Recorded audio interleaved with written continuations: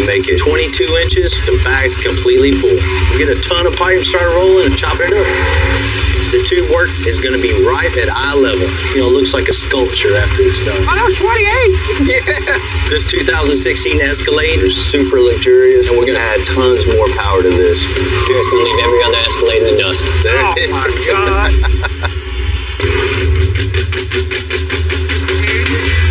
I'm Bill Carlton. I built my first truck when I was 16.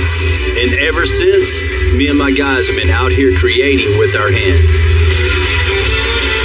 Building the biggest, lowest, baddest custom trucks and cars in the game. People don't come here for what they need. They come here for what they want. This is Texas Metal.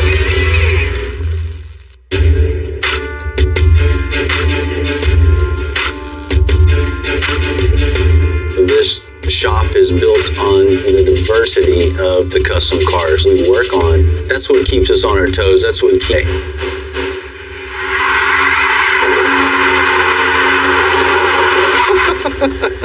What are you doing, man? I was following for mosquitoes.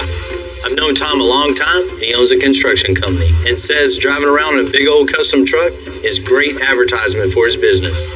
How you doing, Tom? How you doing, man? Good to see you. It's been a long time. It's been a minute. It has. Love your entrance, man. Bill's a really good friend of mine. We grew up together on the north side of Houston. He's the guy to go to if you want something done custom. Well, what are we doing? Trying to get this thing lifted up. It's got to be real high, though. I need to be in the clouds. This is a stock Ford F-250 straight off the showroom floor. This one has a 6.7-liter turbo diesel with 925 foot-pounds of torque. When people first see this truck, I want them to be completely blown away at how did we do that. So huge wheels, huge lift, 4-link with the big bags. Definitely.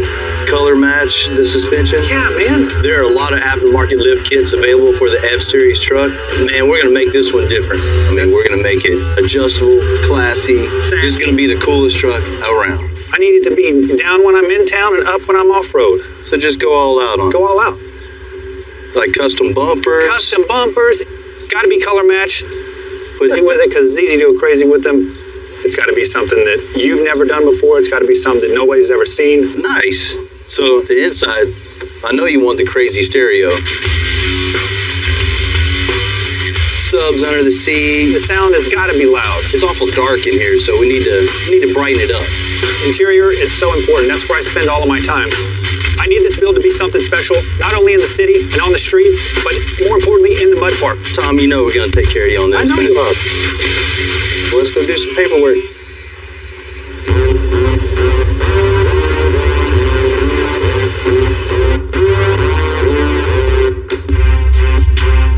Man, I love the challenge of making a custom lift. The key for me is building it high enough so people will take notice. When people are looking eye level at this lift, it'd be like looking at a sculpture. While keeping the off-road performance, that way you can go out and still get a little crazy. So what's this? We got the new 17, 250, four-wheel drive, and platinum. So we want to take it a few steps up. Outside the airbags and shocks, we're going to hand make everything else. We're going to start with a frame down air suspension. 22 inches with the bags completely full. Air suspension. We're talking fender well up here. I can walk under it? Tim can walk under it. So 6-inch lift. Tim can walk under it? We'll color match some parts with a pearl white. We'll chrome the rest of the parts for a high contrast shine. We're having 28-inch billet wheels with a 42-inch tire so it can ride even higher. 28 by 42? It's a custom one-off wheel created just for this truck. So what about the inside? We'll just cut the bottom half of the door panels off. We'll put speakers in the door panels and build a see-through console, which extends all the way to the back seat, with 3 big woofers that are lit with LED lights. What about back here? Anything in the bed? Tom wants his truck lifted and loud, so we'll put 4 8-inch full-range marine-grade speakers in the bed. Just something that looks super classy, but just is super loud. Gotcha. bumpers. We're also modifying the exterior of this truck with a custom set of bumpers for the front and the rear. Just big on this. Exactly. And the sooner we get it done, the sooner we can take it to the off-road park and go check it out. Let's get it done immediately. Today.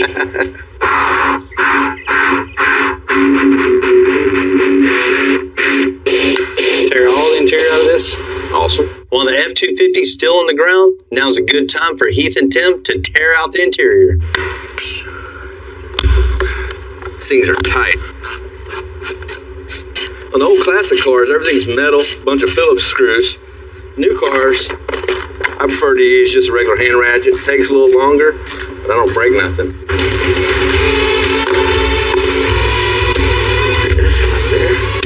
There she goes. Now we got her off. We're trying to get the console out right now. Gone. I'm just glad we're doing all this before it's 4 feet up in the air and my big ass can't get in here no more.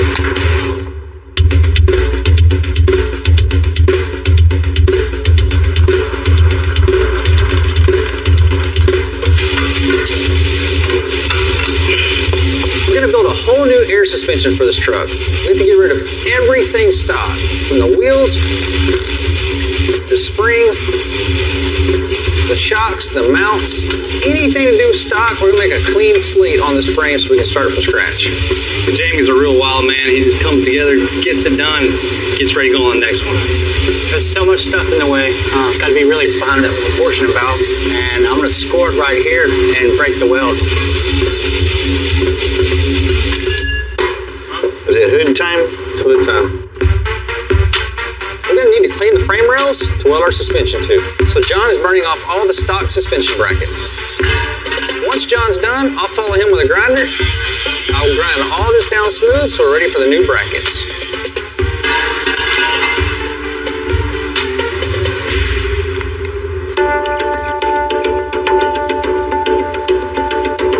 Now that we tore out all the stock spring suspension, we're going to measure for all the parts we need for the lifted air suspension. This truck is basically riding on air, which is a way smoother ride than springs. It's a super technical build, and we got to be right on the money.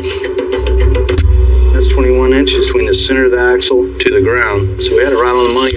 Tall Things tires. look crazy with the 42s, the 28s. It's going to have the first set in the world.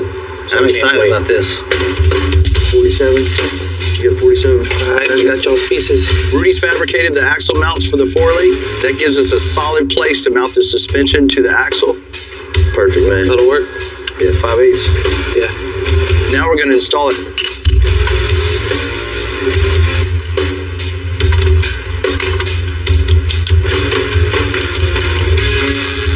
Super critical to get all this right so the drive line stays right. You don't have any vibration going down the road, so it's key to get this on the money. A little bit more back. That'll work.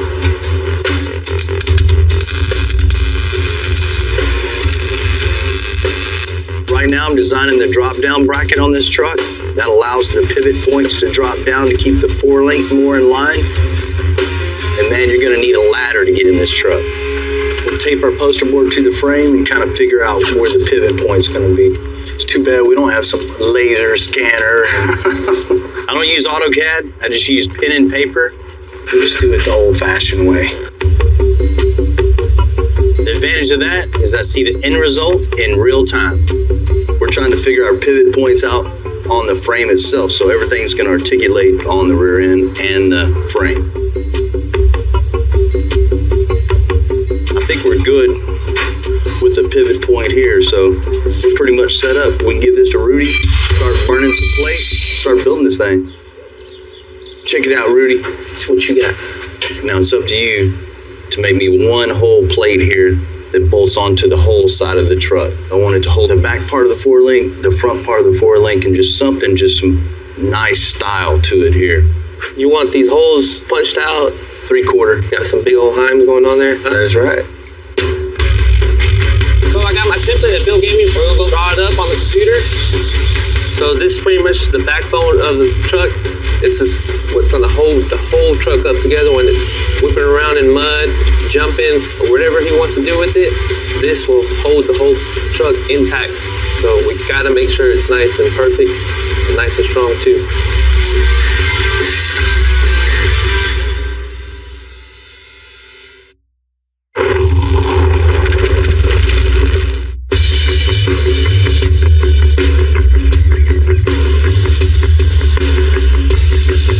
Rudy's burning out the drop-down brackets on Tom's F250 right now. Man, this thing allows us to get higher. It adds a ton of strength and rigidity. All right, so we got our piece for the F250 cut out. All we gotta do now is just punch our holes for the 4 links. We need to punch them and not cut them out because we want some real clean holes. Hell yeah. Now we're gonna test fit the bracket. This bracket will basically drop down the frame rail. That way we can extend the lift even higher. So tightening that gap up, Lulu? It's going. You know, I love being out in the shop. I love getting dirty, welding, grinding. I can't stand being in the office, answering the phones, doing paperwork. I hate it. I love being out with the guys. That's my passion. That's what I'm going to do till I die. Man, everything's proportioned perfect, man. I love it. This will be powder coated. Really going to bring some color down in the frame. It's just really, really going to look good. And it's strong.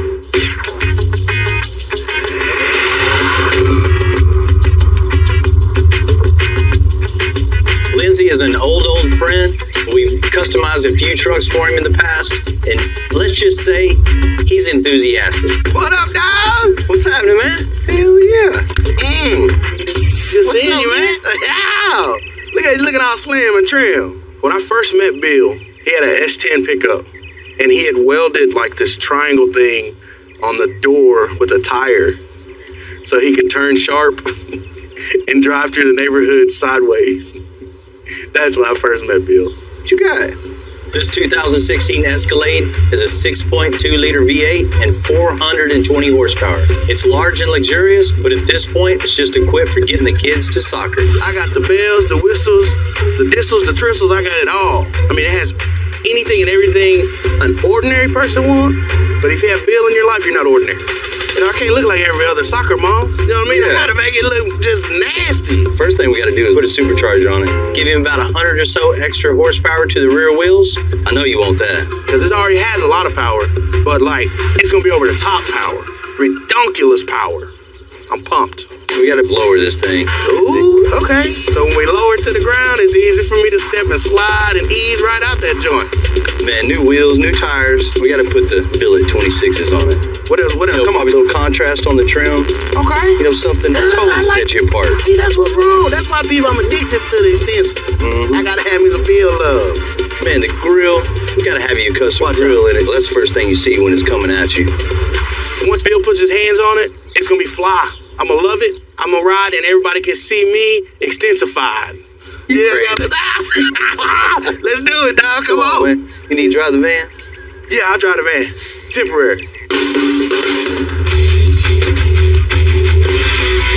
You know, these trucks are already over the top. They're super luxurious. The 6.2 in this is plenty of horsepower. But man, we're gonna set this apart, bring it to the next level, and add tons more power to this. When you see Lindsay coming down the road in this is just gonna be over the top, just like Lindsay. Well.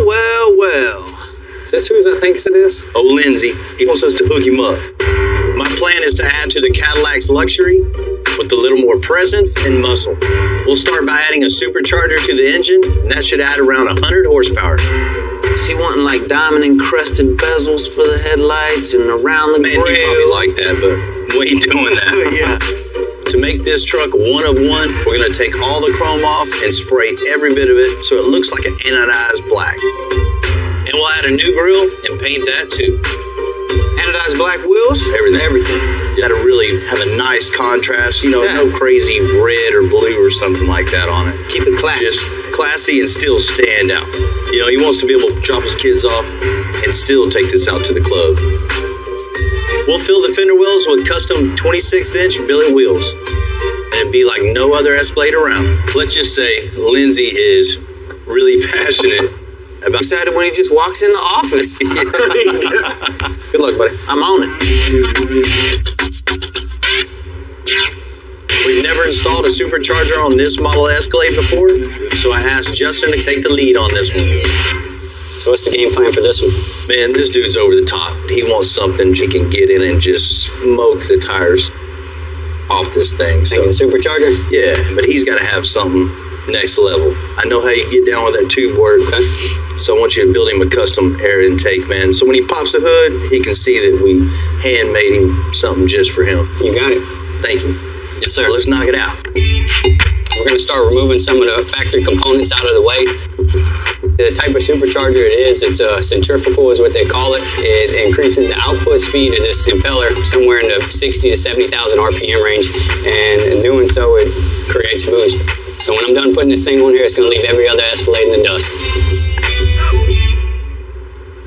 Right now, we got to remove this bracket right here that holds the computer. This is pretty much the brain of the vehicle, so we need to be super careful with it when we move this thing around and get it in its new location. Should slide right out now. Shouldn't have said fight me, then it probably would have came right out. Let me see what else I need to move out the way to get this thing.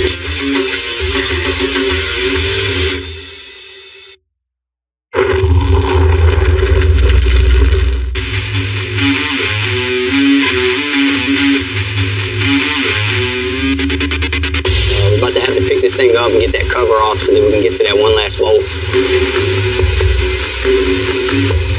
Fitting an aftermarket supercharger in a stock truck like Lindsay's 2016 Escalade is always tricky, especially in such tight quarters. So it's not surprising Justin's having trouble moving the computer to make room for that supercharger. This little panel right here serves no other purpose other than keeping rocks and stuff from hitting the computer. Right, now that we got this last bolt out the way, you can see that our computer will be ready for our new bracket to relocate it. And there we go. The purpose behind a supercharger is to increase the airflow going to your engine. Your engine is basically an air pump, so the more air you can get in, the more air you can get out, the more horsepower you can make. So we're going to go ahead and put our belt on for our new blower setup. So what this is doing is putting more tension on this belt. It keeps it from slipping on the supercharger at high RPMs. So if you went to a smaller pulley, you really crank out some horsepower on this thing. So right now we're about to install our intercooler. It takes the hot air from the supercharger and cools it down before it goes in the engine. We can connect the two with our rubber couplers and hard piping. All we gotta do is snake it through and make our connection. So this 4-inch pipe will support a lot of airflow, which in return means it'll support a lot of horsepower. All installed just like that.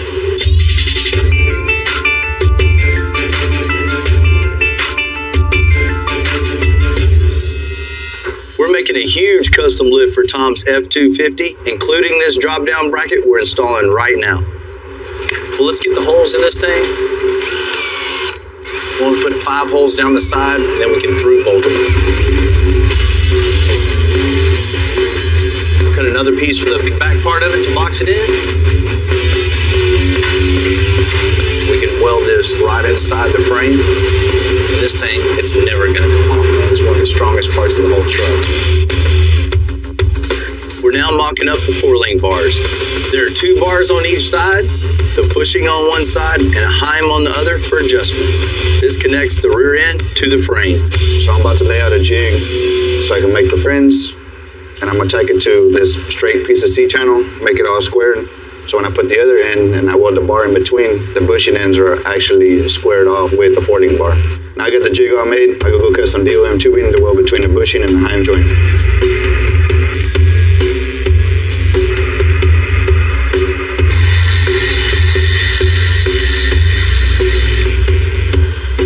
Now I got the piece of DOM in, fit nice and snug, straight, I can tack it. Then I'll remove it, put another one in, and just keep repeating the process. Once they're all done, tacked up, then I'll weld them all out all together in one shot. The drop down is looking good. Next step, just putting the 4-link on. 4-link connects the rear axle to the frame and keeps it centered with your wheel well as it lifts up and down. We don't want this truck driving down the road sideways, so we're gonna make these 4 links equal length. Cool. Put that 4-link That looks good. Hell yeah. We get started with the front 4-link bars now, huh?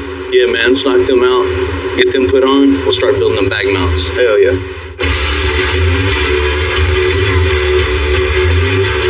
It's gonna take a lot of compressed air to lift this 3-ton truck up to 22 inches. So John and Tim are mocking up the air compression system. John's designed a pretty cool little air setup here where the tanks are going to mount, and then the bars are going to hold the compressors. We have 2 5-gallon tanks, and we're going to put 4 compressors across it to fill the tanks. Then we'll run lines to the valves to the airbags. We're going to cut some flat bar to bolt the 2 air tanks together to keep the system compact. So we made these pieces of flat bar to keep everything symmetrical, to keep everything even. And it's also going to work as mounts for the valves. With the tanks mocked up, we're going to tack the DOM tubing on the sides to keep it symmetrical. Good. This will give us a layout for the 4 new air compressors. And that looks good. Now that the DOM is symmetrical, we'll evenly space out the compressors. Pretty good, huh? Pretty good job. The bars, the way they are, it all fans out. It's all symmetrical. Now what we can do is finish everything out here. And after this is powder coated, we can take this, flip it over, put these 4 bolts into it, and everything's a done unit. Up on the air suspension on this truck, Heath has his hands full making the center console on this F-250. This is our shape of our console. This is going to go up into the dash right here, have a subwoofer here, 2 more subwoofers going back down in that direction, and then we have plexiglass sides, lit all up, all white. It's going to be really cool. We'll get this nailed down, and then we'll router it out, and then we're going to make our other pieces that go on the inside.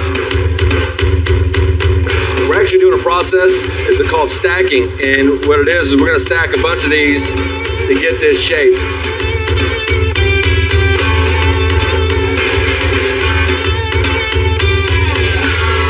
Made all my stack pieces, see, all the way up just to get this shape all the way around. So it gives a cool little design. Whenever you do this stack method, you waste a lot of material. We've got a bunch down there that's just scrapped out, but should be real strong.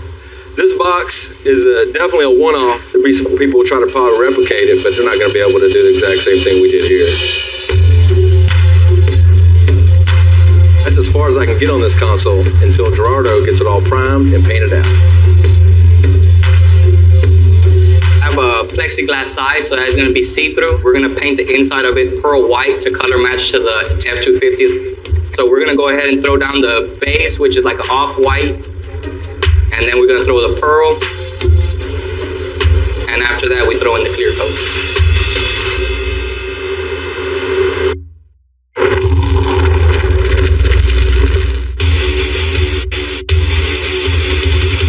Most of the way through the air suspension on Tom's lifted F-250. Because the truck is so high, the tube work that is normally hidden under the truck is going to be right at eye level. What I want to do with this is just have arching tube work all throughout, man. Hell yeah. Even the bag mounts have, rolled tubing. Just looks like it's reaching up and grabbing that thing and just coming down and holding it to the rear end. I got 2 hands holding that bag. Hell yeah. We'll get a ton of pipe, start rolling, and chopping it up.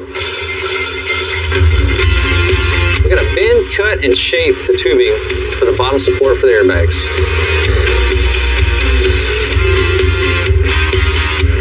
By the time we're done, we're probably going to use over 100 feet of tubing. Such an angel, I need a big halo. Everybody know you got the devil in you. Hey. We have a good idea for the design that's drilled and tapped. We're going to weld the back piece to the frame. We're going to bend some more DOM to come down as a bag mounts. What that's going to do is make it structurally strong and just give it a cool look that everything's rolled and flows together. Beautiful. John, you a bad mofo. I know.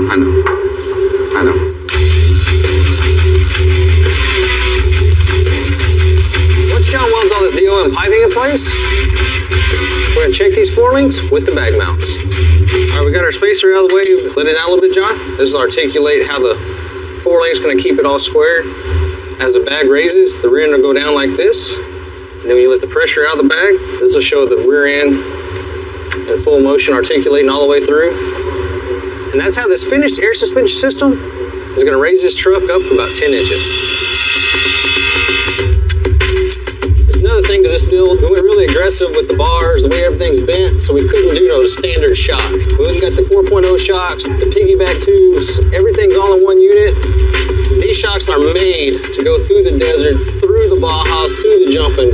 Any way he wants to drive, the suspension, the shocks, the bags, 100% he will have no problems.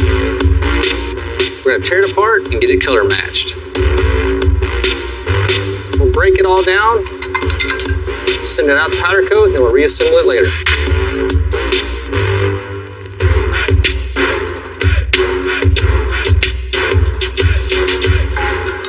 With the supercharger installed on Lindsay's 2016 Escalade, I'm gonna have Charlie start working on the trim. And I wanna pull off all the chrome, I wanna paint it like an anodized look. We're doing all the trim black anodized. Yeah, the factory trim with the wheels, Right, the grill, every piece of the chrome. All right, cool. I got you. Let's get to it. Charlie's gonna start out by spraying these parts black, then he's gonna spray a chrome, then the last coat is gonna be a transparent black right over the top, gives it a transparent anodized look. This is the black base for the mirror chrome. Get us some good coats on there before we start spraying the chrome on there. And then from there, then you do your candy concentrate in your clear, and then you just clear it until you get the desired color you're looking for.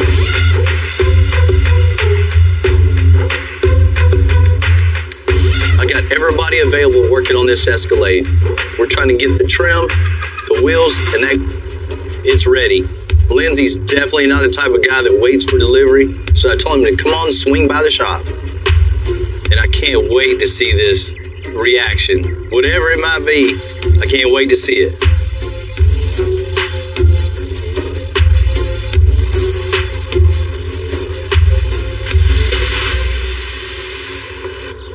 Man, my man Bill. Ooh, Bill. Now you only get one here. My dude. Woo. Drop it. I guess you Man. like it. That's Mac Daddy Nasty. First things first, you see you coming down the road, you see the grill. We couldn't have you riding around with that stock grill in there. Everybody's got that, man. Little matte black mesh, man, with the little anodized insert. Man, it just really sets the whole tone of the whole thing. It's like a whole different truck, man. Man, it is. Just like the grill, we took off all the chrome to give it that anodized black look, man. That changed the whole look. It does. 26-inch billet wheels. Yeah. These are one-off wheels cut especially for you. There's nobody else that has these. No one. Bill put the lens cut on it, and he anodized them to match the anodize. Got a 4-inch drop on it, man. Make it easy for me to get in. I appreciate that, dog. That's good looking out. Rain and love, baby. You gotta check it out under the hood here. I'm done with you, man. I'm done with you, Bill. Oh, man. This thing hauls. Supercharger under the hood. It'll leave 2 black marks down the street. It's all intercooled, so it just sucks the cold air in. Yeah. Forces it right in the motor. Extensive.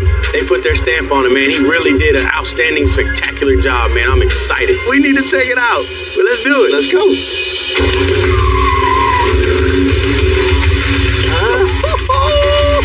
Man, are you kidding me? What I'm talking about?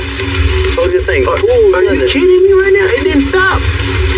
Still rides really good. Like right now, I mean, from the grill to the wheels, and then top it off with big power under the hood.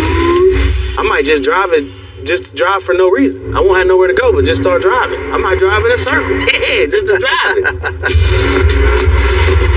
Your guys are just priceless, man, and I'm super proud. Every one of us bust our ass. That's what it's about, man. That's what it's about. Making a team, creating the goal, and making it to the goal, man. And that's what we do.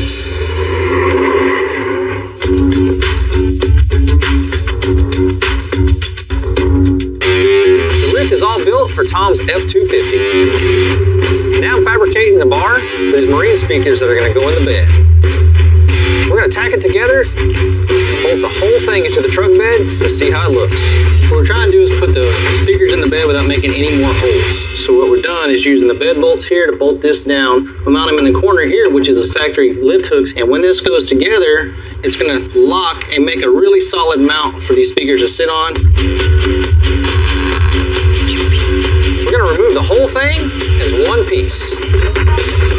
Once it's welded up, we're sending this and all the suspension parts we made to get powder coated.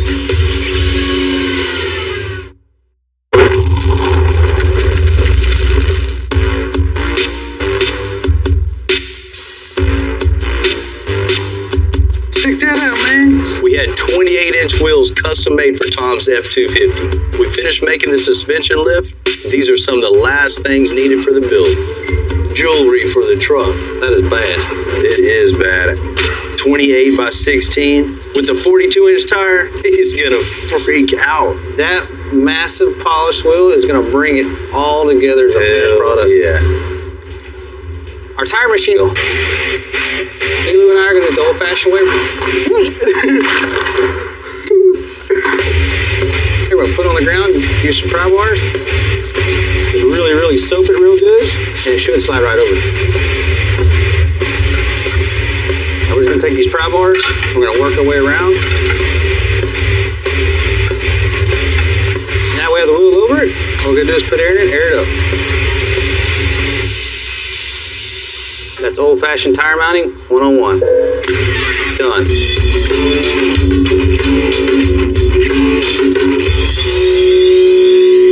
Making custom door panels for Tom's truck. We're going to keep the top half factory. We're going to make new lower portions. Once I'm done, it's going to be seamless. You won't be able to tell where mine ends and theirs begins. You gotta be real careful not to glue your fingers to everything, because it happens. Now, we'll just continue that all the way around. Now that I've got the shape I want, I'm going to go ahead and glass it up to give it an extra string. That's it. Then I'm going to go ahead and smooth it out and get it ready to wrap. Now that that's dry, I'm going to go ahead and spray on the contact cement. Ain't no stopping now. So it matches the top part of the door.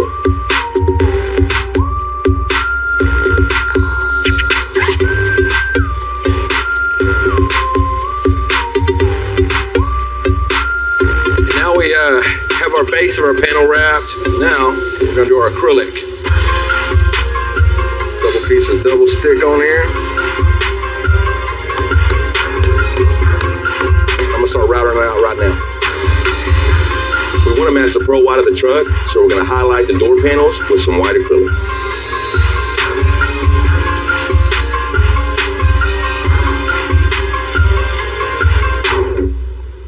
Cut out our acrylic. You can kind of see how it's going to fit in here. Lines up with the speakers, and then it leaves us our gap for our lighting that's going to go around the side and light this puppy up. Look good.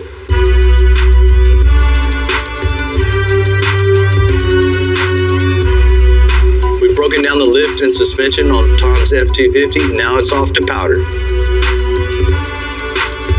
You know, Tom's the type of guy that's not going to cut this truck any slack. That's why we chose powder over paint. It's a way more durable finish. So we've been powder coating stuff for Extensor for a long time. We actually prep the parts by hang them up, magnetize the parts so that the actual powder will adhere to the actual metal. Holds up with rocks, it holds up with water, it holds up with salt. It's a lot more durable. Now everything's been powder coated. We're getting ready to put it back in the oven at about 400 degrees for about 20 minutes once the metal temperature reaches the 400. And then once that's done, we'll take them out, let them cool off, and hopefully Extensor will be happy with them.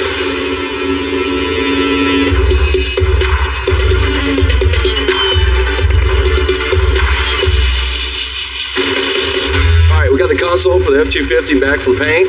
We got some cool lights installed. Now we're going to load up the subwoofer.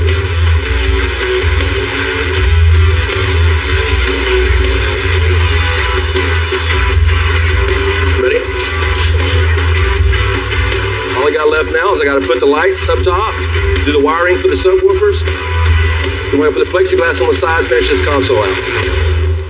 In Texas, we love our guns. We got caulking guns. Go ahead and seal this up. All right, ready? very careful because we can't move it. Got it? Here we go. There she is.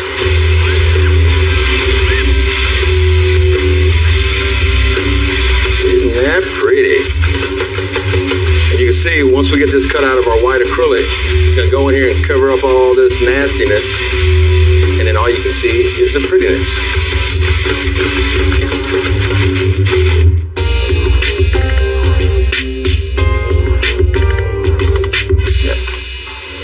We have a new custom bumper for the F-250. Charlie's going to color match it pearl white. This system here, you can actually go in and look up the colors by vehicle if you don't actually have the paint code. And then it tells you the grams of each toner that you're going to put in there.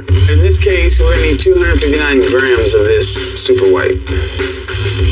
It's just a little bit. And this one just takes a little touch. As you can see, there's a lot of different colors that go into something as simple as just white. That should be the perfect match that we need to get the color we need to put on these parts so we get them painted and we can get them back on the truck.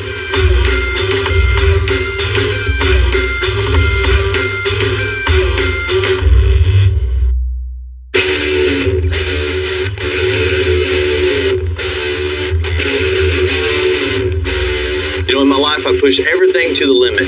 I strive every day to build something as small as a trike that we work on. After we design and build them, we got to test it out.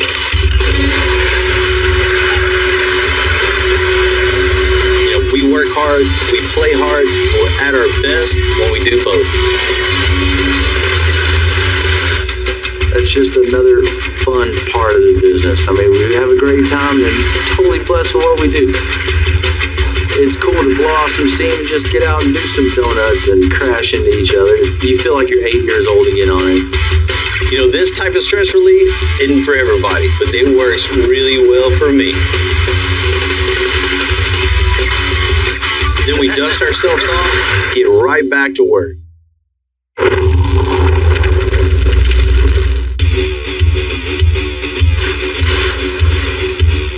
All the parts and pieces for Tom's F-250 are back from chrome, powder, and paint. We're going to put them all back together right now. As a final custom touch, we're going to put a ton of LED lights up underneath this thing. After dark, this thing's going to look like it's coming from outer space. I'm going to run 24 LED rock lights. It's going to be high, so everybody's going to be able to look underneath this. So we don't need no wires. So anybody looks right there, it doesn't look like any wires. Oh, what we have right here is the factory Ford front fender well. The middle ones are actually going to be for the front wheel. You know, to cover the front wheel, the sides are going to be for all the custom pieces that they fabricated. We really want to highlight all the chrome accents on the white, so it's just going to make it pop right off. Tom brought in his brand new F-250 bone stock. He had to have something just stood out over the top. I definitely think we're going to meet his expectations.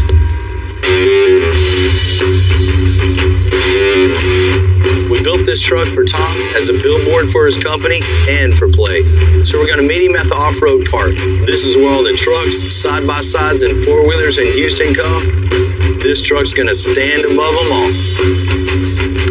Come on, man. Today is the day. And it's a nice day, and we're at the mud park, man. Come on, man. I didn't build this just for show. You wanted a huge lift, huge tires, big stereo. I needed it to make a statement when I pulled up. You want the flashiness. No doubt we fulfilled that for you. Bill invited me out here to the Extreme Off-Road Park to see my truck for the first time. I'm expecting something crazy. It better not be too clean, too, because we're going to get him dirty. Man, let's get Timmy and bring this thing in.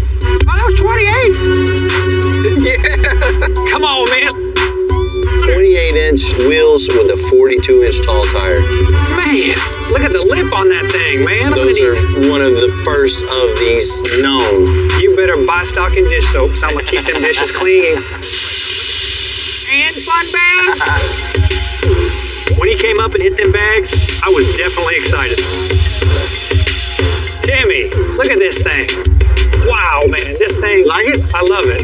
We started off building the whole suspension is 100% all handmade in the shop. I see that. Man, Bill gave us a lot of free rein and to get crazy with the pipe roller on this. Man, ain't nothing like this out there. I mean, the 4-link, the little drop down, huge 4-inch triple bypass shocks.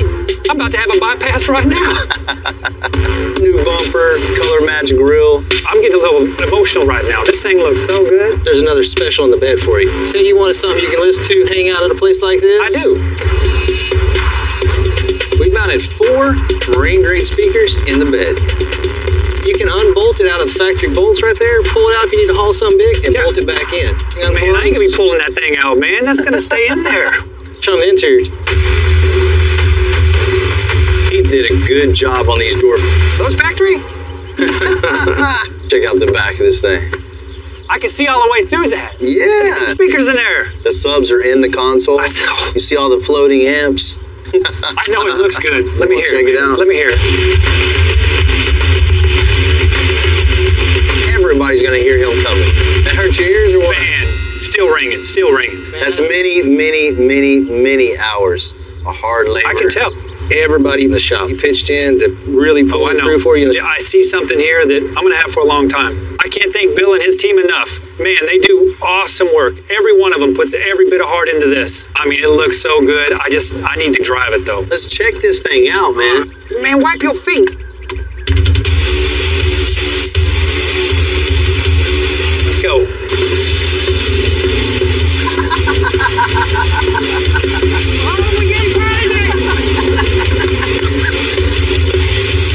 Come on, man.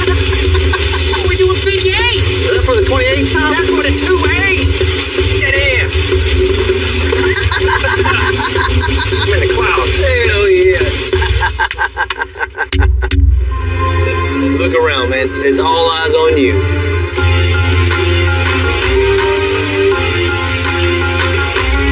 Met your standards? Man, thank you, bro.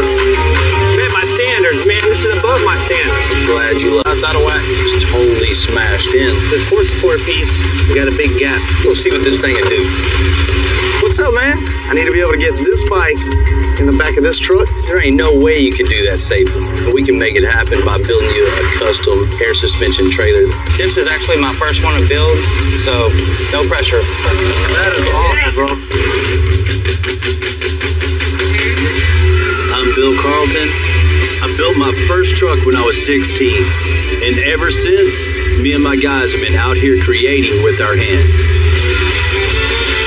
Building the biggest, lowest, baddest custom trucks and cars in the game.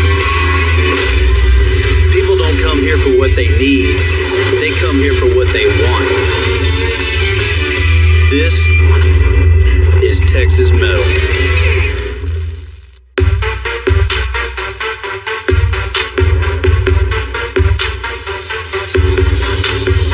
For the most part, we do client builds here at Extensive. But I've been looking for a nice project to build a Baja truck out of, maybe even make a few. You gotta start by buying it really, really low. My buddy Dave says he's got a truck for me that I have to come see. What's up, man? Hey, how you doing, Bill? Good to see you. Dave deals in vehicles that he buys at auctions. Most are ready to drive off the lot. Some are just a little bit more than parts. When buying a vehicle like this, you have to do your due diligence. This it? Yeah, that's it. It's hurt. It does look a little hurt. Yeah, it got hit hard. Hard. You wasn't playing. What happened with this truck? They don't tell me what happened at the auction, but it just got wrecked. It's got low miles, though. Real low miles. What's real low miles? 633. Oh, man. Good rear end, good motor, transmission. Man, it looks good for parts. Man, it's still got the new car smell. Oh, yeah, she's new. Just don't got new car look. Man, this interior is so new, we don't even have to do anything to it. You know, I was going to go ahead and salvage it, use the motor and transmission in one of my trucks. Oh, no, man. We can put this thing back together. You think so? This 2017 F-150 rolled off the factory floor with a 5.0-liter Coyote V8 engine. It's the perfect starting platform for what I want to build. Man, you can see the bed still straight with the cab. There's nothing wrong with the back of the frame. It's just the front. Man, I'm seeing making this thing into a Baja truck. A Baja truck? We can jump it. Jump it? Yeah, man. Man, this thing is missing a lot, Bill. Well, that's where you come in, buddy. Bill's not the kind of guy to scare easy, And seriously, I don't think there's anything he can't build. But this one needs a ton of parts and fixes. And on our dollar, that's what really scares me. Man, I didn't know we were picking it up to build. I thought this was parts. Yeah, that's what I admire a lot about Bill. He always sees things that other people don't. It is brand new, Bill, but it's in pretty bad shape. That means it's cheap for me, right? Yeah, we can run a special. We always do. Man, we're going to get it running. And you can come check it out, man. You can be there when it happens. I'd like to be there. Let me know. I trust you, but do you really want to take this pile home? Come on, man, of course. Yep. Most of the time you should just strip a truck like this for parts, but I've been doing this a long time. You see the right truck? It's endless possibilities. We're going to turn a pile of bent up crap into something that's going to be really cool, man. I've been wanting to build a Baja pre-runner style truck for a while. Street legal truck, you can race and jump. This truck is a perfect thing. We got to launch it. By launch? So, how high are you talking? man, at least this high. Yup.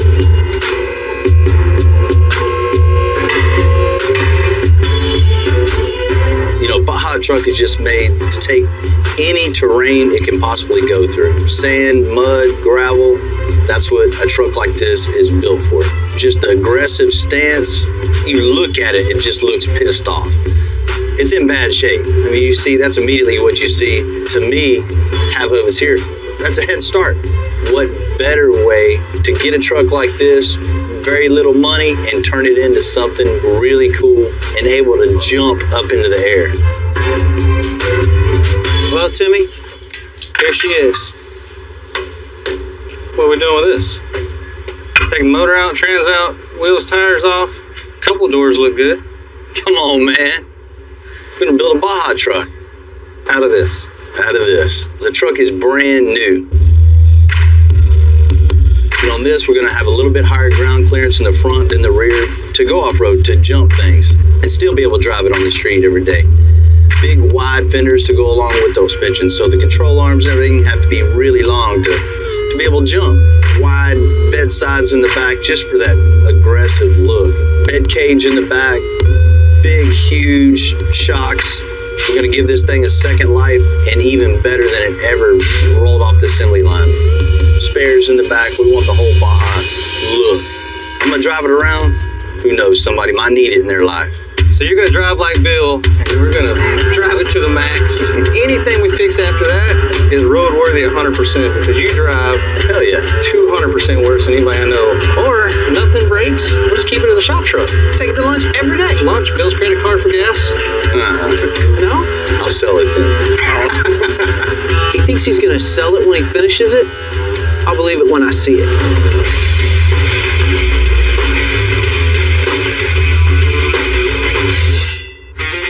Looking at this truck, you can tell it got hit really hard in the front passenger side. And it's obvious we're going to replace body panels. But man, we need to tear this thing down and see what kind of frame damage there is. The back's good.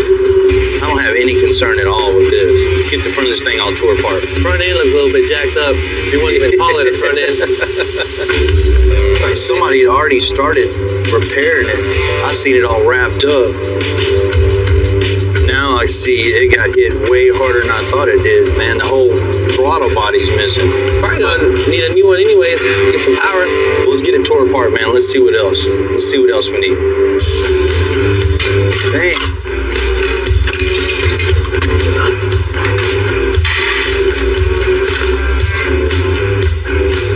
You see the little charcoal canister is totally busted. The deep gouge in the cross member, gouge in the transmission pan. The front of the frame is totally out of whack. You can tell somebody's already tried to repair it. I'm nervous about how the uncompleted repair job is done. Hopefully from the point they repaired back is all good. But we won't know anything until we run the string line and go from there. We're going old school to measure the straightness of the frame. Plumb bob's just a tool of just knowing if you have a straight line or not. Sometimes you don't have a point you can just run a tape measure right off of. So if you drop a plumb bob, which is just a weighted string, that gives you a perfectly level string to measure off of. So you can measure from each side of the frame to the plumb bob to know if you're perfectly center on that.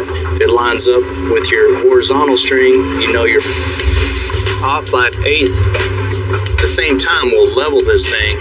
So the level will tell us if it's out of whack this way, and the string line will tell us if everything's completely straight that way. We go up a little bit on the passenger side. Pretty good. Check out that front truck. Aha, it's out of whack. Make it level. Let me see how far off it is. The front end is definitely tweaked a little bit. It's a little off center. We want this thing to drive perfectly straight down the road. We want everything 100% in line, no alignment issues. We don't want it pulling off to one side or another. We're going to be abusing this thing. Well, I am. We're going to put it to the test, so I want to make sure everything's going to hold up to what we're going to throw at it.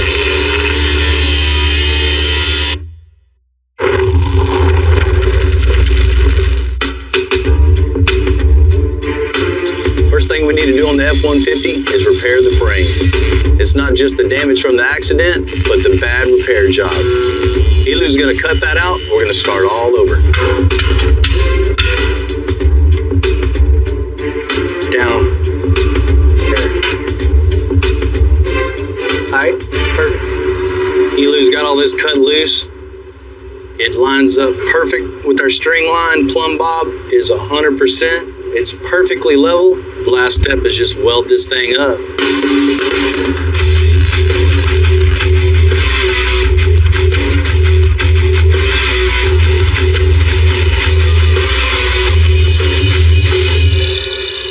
Man, Lulu, that looks real good, man. Can't even tell anything ever even happened to it. It's just not the frame needs to be fixed, but the whole passenger side core support was damaged in the accident. So Rudy's going to pull off the bad piece and install a new one. This F-150 has been in a real bad accident. So what we found was this core support piece, it should be nice and straight here and then curve out. But as you can tell, if we put a straight edge here on the straight part, we got a big gap here. So a little gap here is going to create an even bigger gap here on the end. So we're going to go ahead and pull this piece out, bring in a new piece. It's nice and straight. And that way, when our fenders go on, they should bolt up nice and perfect. So the core support is the structural frame of the front end. Our headlights, radiator, grill, bumper, all that bolts up. It needs to be nice and straight for everything to fit perfect.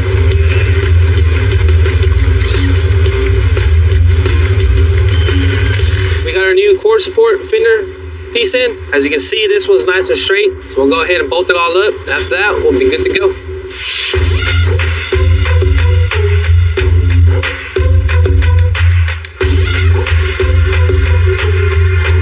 As much as anything else, I think we're in the problem-solving business. And today, Chad and Melinda, they got a good one for us. They own a local bar and restaurant, and they build their own custom bikes, and they paint everything orange. I mean, everything. What's up, man? What's going on, buddy? How are you? Good, man. Known Bill for about 15 years. One of the first trucks that I ever worked on. Bill did the air ride suspension on it for me. What you got here? This new one you built? Yeah, we got it done not too long ago. It's a 08 Road King that we built. Put the 30-inch front wheel on it. Fully bagged it out. Of course, our orange color on it. Man, it looks good. Thank you. But we're having a little issue. I need to be able to get this bike in the back of this truck. So I need to come up with some type of ramp system, some kind of mechanism that'll fold out, something. Man, come on. You can't be... There ain't no way you could do that safely. Got to figure out a way to get it hauled. Some air suspension trailer that it can drop completely flat on the ground. You can ride this bike right up on it, strap it down, easy and safe. A custom trailer. That feels expensive. What's expensive is dropping this off of a ramp coming out of the back of this truck or hurting yourself. Bill's vision is just different than anybody else's. When it comes to metalwork, he's a true artist. My thing is, of course, is go with the orange theme. Everything's got to match. Hell yeah. We can powder coat it orange, no problem. Put some black wheels on it. Make everything flow and match and look totally custom. You good with that? Yeah, let's do it. Cool, man. Let's go right up. Let's get you going, man. You can't be having no ramp. Come on. All right, let's do it.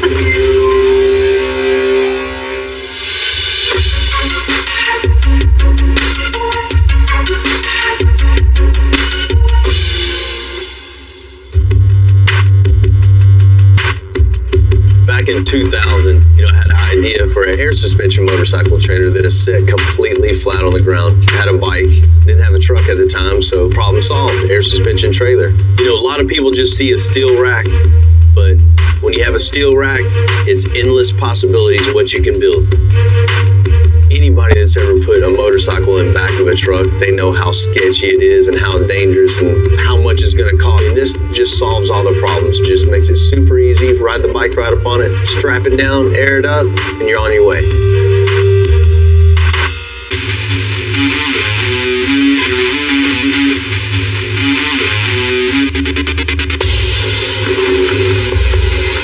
Jamie's one of our best fabricators and a biker himself, so he's going to help me build this trailer. Thanks, man.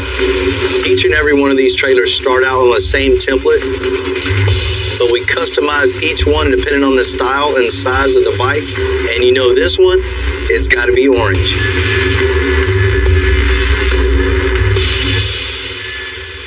So there's a lot of tube on this trailer. It's probably about maybe close to 60 foot. It needs to be pretty strong to hold up his bike. It's a pretty heavy bike. So everything needs to be cut exactly. There's a lot of angles on this trailer. If I get one of them wrong, it could look crooked. It could not be the same on each side. I need to ditto each side and make everything perfect to the jig. So it's real important all my cuts fit nicely.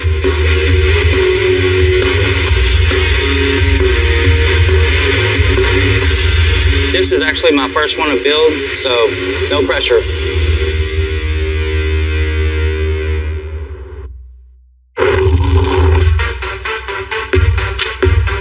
Me and Jamie worked late into the night to make this custom trailer for Chad and Melinda. The frame is mostly welded up. Now it's time for the airbags. Jamie cut one of two suspension links, so we're going to put this bar through it, and then it's going to pivot on the bolt. This is actually going to be the suspension to the trailer. So you see there's no traditional trailer axle going all the way through it. The spindle of the wheel is going to be right here mounted. We're going to trim it all down so the fender will weld right to it, but that's it.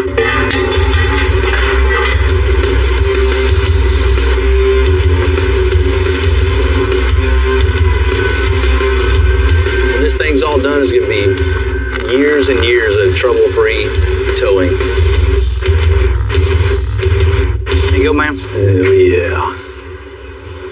Tack it. All right, cool. Hell yeah.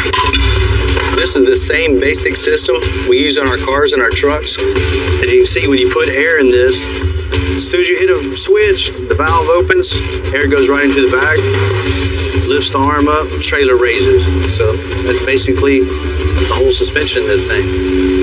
Now to fit the big wheels.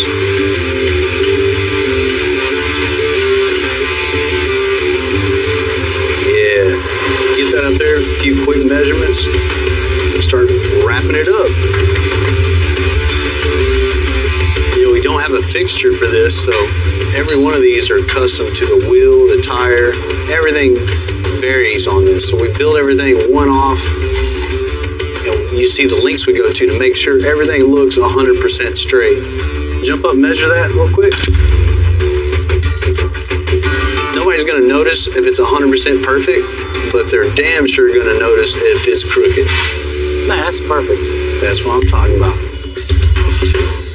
Now that the frame is straight, we're going to install a long travel suspension on this F-150, which is specially designed for the pre-runners. Knowing Bill, I know he's going to drive this out of this thing.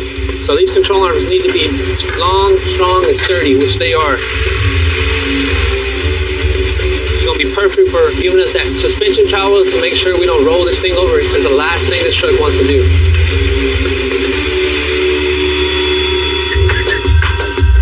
We're installing the coilovers and shock. A coilover is a shock and spring compacted into one unit. This allows adjustment for no preference. Of course, Bill's gonna go with the biggest shock he can. He needs the biggest shock to have the softest landing. Push it down at the same time. The shocks keep the truck from bouncing, so it sticks to the road better, no matter how bumpy the road gets.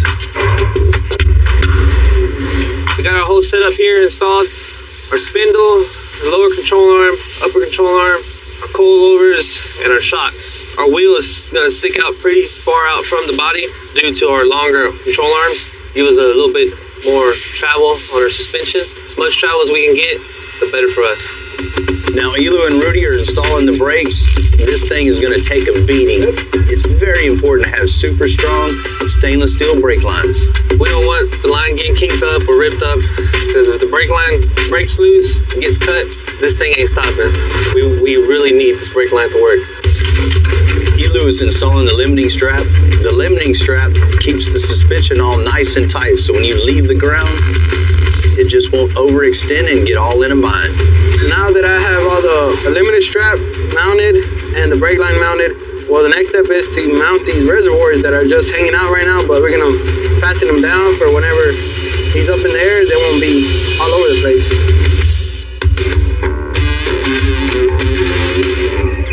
That's in. That's perfect.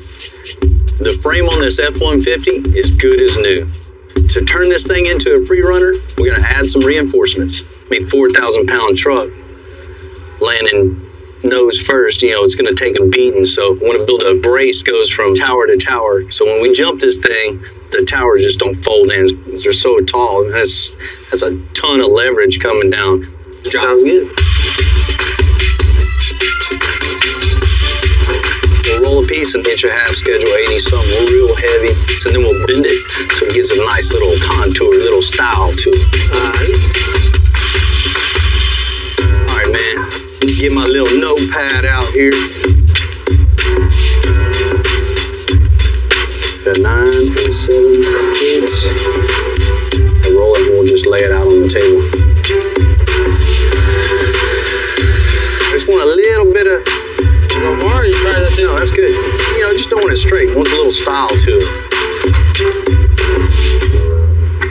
Going off the little quick, simple sketch and the measurements I took off the truck and just transferring it over onto a piece of paper so it's actual size. Set my angle on the old computer here. As long as I transferred my measurements to my paper correct, it should fit perfect. First time. Should.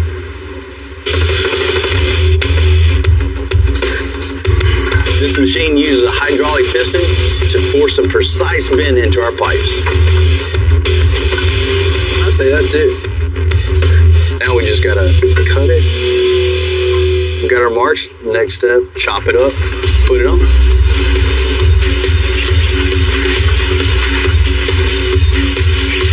Think it's gonna fit, Lulu? We find out in a minute. We set it down. Man, that'll work. With this being bent so much, it makes it weak here. When you bend a pipe, it weakens it a little, so I'm gonna double it up and make this thing super strong. Let's bend one more. We'll kind of lean them apart and we'll have extra strength, man, for jumping. Oh yeah, it'll be a lot stronger.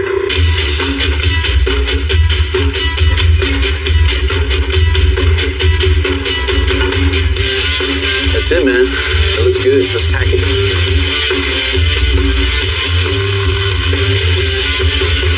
Man, that thing's gonna be super strong, Lulu. That's never gonna fold up on us. Right in the middle of this, man, to hold all this together, it'll be pretty tight.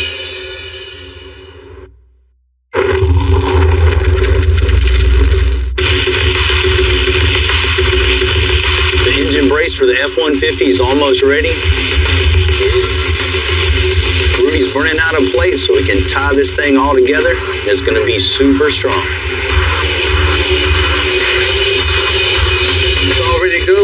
Go ahead and hand it off to Bill. You can go ahead and weld it on the Baja truck. Ooh. What's that look? Man, that looks good, Rudy. Tack this thing in.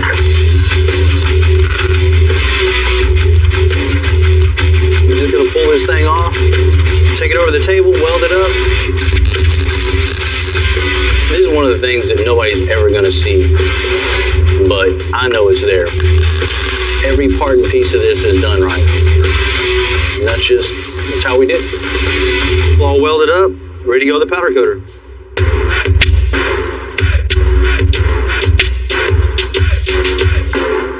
Because we're turning this truck into a Baja style pre-runner, it has longer front suspension. It's gonna make the wheels stick out farther than the factory fender wells. So I'm having Charlie and Fernando modify the fenders and the bedsides to make this thing all fit. Being that Bill wants to jump this thing, we need to make sure we've got a ton of clearance in here, so that way that when he does jump, there is clearance and the tires don't hit the inner wheel wells and he doesn't have a problem with that. So the first thing we're gonna do here is we're gonna drill out all the rivets that they have in here holding this out, and then we'll remove this outer shell, and then once we remove that, we'll trim it all off, and we'll use a piece of this to actually keep it extended out, and then we'll build our own wheel well and make it all uniform. This piece is already all mocked in of where we think we want it at, and so now what we're gonna do is we're gonna bring the fiberglass bedside in and double check everything, check our measurements, make sure they're all good to go so we can continue on with the rest of the form of the fender well. Looking in here, you can see how we made everything mount to the factory edge, so when you look at it all in one piece, it just, everything flows in like if it was made that way. You know, once we get it all mounted and attached to there, you ain't gonna know that we ever even did this. Let's get it going.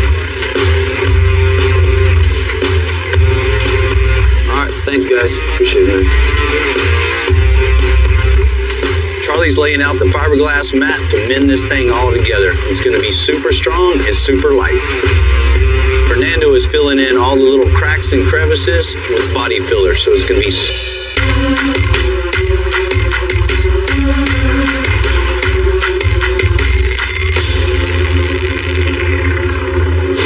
and we just got this thing back from powder coat. Everything looks good as it always does. Chad is going to be ecstatic. It matches with everything in his collection. So just going to put everything in this tongue box. All the essentials to make this thing work is all right here.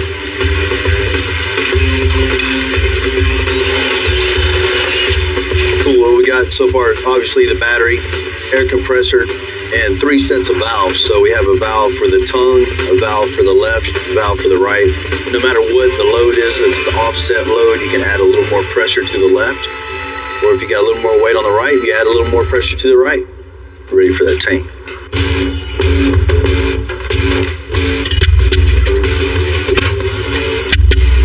Yeah. Cool, we got everything mounted in place. Only thing left to do is just wiring and run some lines. That's it.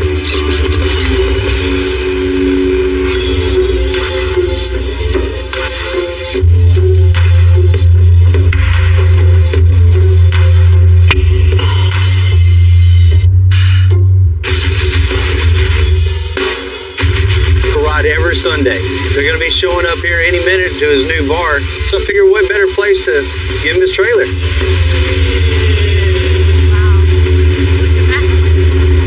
That's freaking awesome. Man, damn, bro, that's freaking sick. I didn't even imagine this, bro. That's over the top. So good. That is insane. So you gotta have the orange black, I know. Man, you know, I wouldn't accept it if it wasn't. So it's perfect. It's full air suspension. Of course, you know, it has 3 bags. It has a bag on each wheel and a bag on the tongue. So you can leave this thing hooked up to any vehicle and drop this thing completely flat. So it's super stable. You know, you ride your bike right up on it, strap it down, air it up, you're good to go. It doesn't get much better than that, bro. Yeah, man. When we talked about doing something like this, that's why we went to Bill. You know, I knew he'd come up with something that would work perfect for us, and just the fact that he can, you know, build something out of nothing is amazing. Check it out. Let me show you how to work this thing. Yeah, let's check this thing out. Everything's inside here. All the switches. You see the tank, compressor, valving. Everything is all in here. Hit the 2 switches. Air the back up. That's freaking awesome. That is awesome, bro. Man, that's insane. Oh, when Bill hit the switches, I mean, that was really cool. Yeah. For it to be 3 different bags, 3 different switches, you know, all fully adjustable, to be able to work behind any vehicle that we pull behind is going to be really cool. Definitely feel safe putting my bike on it. And the last thing to see is how it fits on the trailer. Yeah, hopefully it fits. There you go. Wow. Man, that's insane. Man, when Chad rode that bike up on the trailer, it's obvious it's 100% package complete now. Perfect match. Bro, that's insane. That looks really good. Man, this is way better than ramps, huh? Yeah, for sure. And cooler. Yeah. There you go. Yeah. Definitely cooler. It definitely flows. Put this thing awesome. up, man. See how it picks it up. 8 voyage. Oh, wow. That is So glad you got that. Ready to go. Yeah, this looks really good. The bike, the trailer, the truck. You did a fantastic job. It's awesome, bro.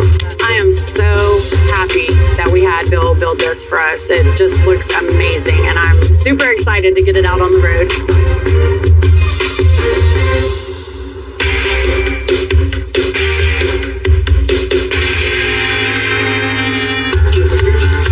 Now with the front suspensions all installed on the Baja, it's time to get that rear end in. But I'm just hanging off the back. Make sure the truck don't go forward. Good? Go. We got to remove the factory leaf springs, but everything's in the way. The gas tank is coming off, and we're moving the exhaust just to get to that one bolt to get the springs out. You're good.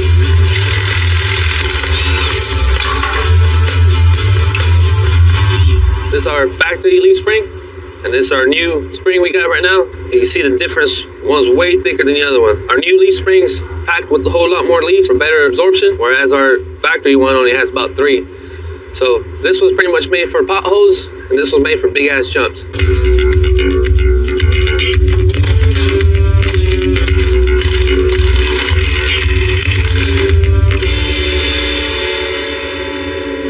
Now we got the leaf springs on. We're gonna go ahead and throw the rear end on there and bolt it up. Whoop. All right, hold it. Get that side fastened down. We got the U-bolt plates. Hang on for a second, Rudy. When you're down on your luck, just hang in there. Jen, all we need to do now is install the shocks, new wheels and tires, and it's ready for a test run.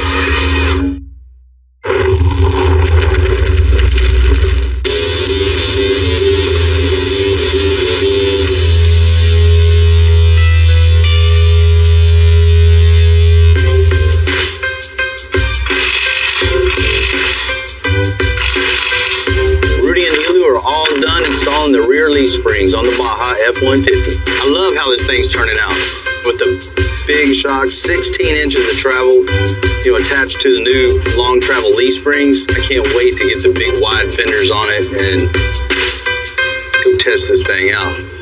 Matter of fact, we'll put the wheels on it, go see what this thing can do. The stock tires just aren't going to cut it, so we're replacing it with 37-inch high-performance off-road tires. I really want to see how the suspension does, how it reacts when it hits bumps and dips, and there's all kind of little fine-tuning tricks that you can do to this type of suspension. But, don't know till you really put your foot to the floor and see what kind of reaction you get out of the truck itself, putting bigger tires on it. It's always a concern for not enough power. I call this the spot test.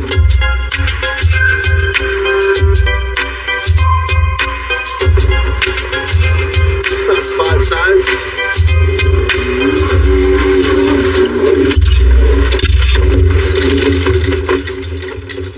That was fun. Man, overall, it was a good run. I mean, there's definitely some tuning on the shocks, but we got to get this thing up in the air, at least over spot. I mean, it shouldn't be very hard to do. We need a lot more power and a lot bigger jump. When I get back, I'm calling Justin and put me one bad turbo system on here, man.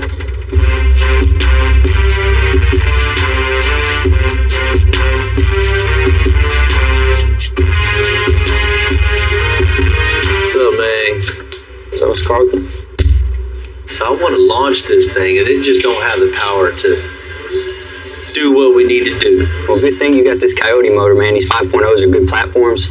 We can do a single turbo, something that'll come in, hit hard, hit like nitrous, man. It'll be good for this pre-runner build. You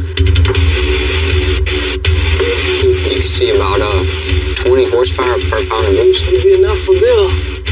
No Bill, man, no telling. What's the plan? What we can do is we can use the factory flanges, and we can build from those flanges forward to our turbo. All right, I guess we'll start taking that exhaust down. So we're going to tie into the factory manifolds. It's easier just to go ahead and use the factory OEM flanges and build from this point forward. So what we're going to do is we're going to go ahead and cut these off, and we're going to try to save it where we can use these O2 bones. So so we can use the factory flanges. Matt, this one should be ready, man. Very good start.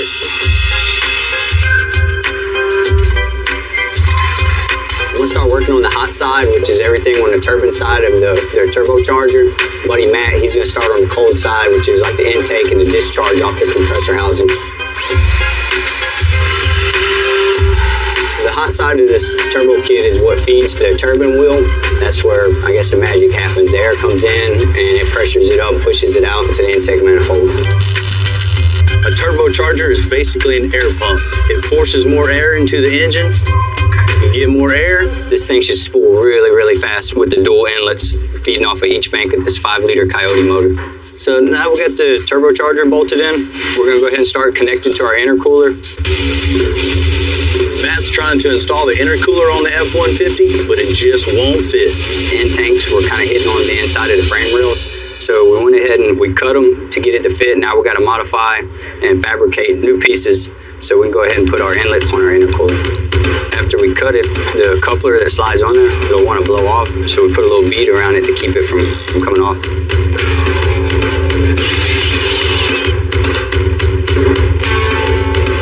I'm going to cut it on the saw and then make our bend.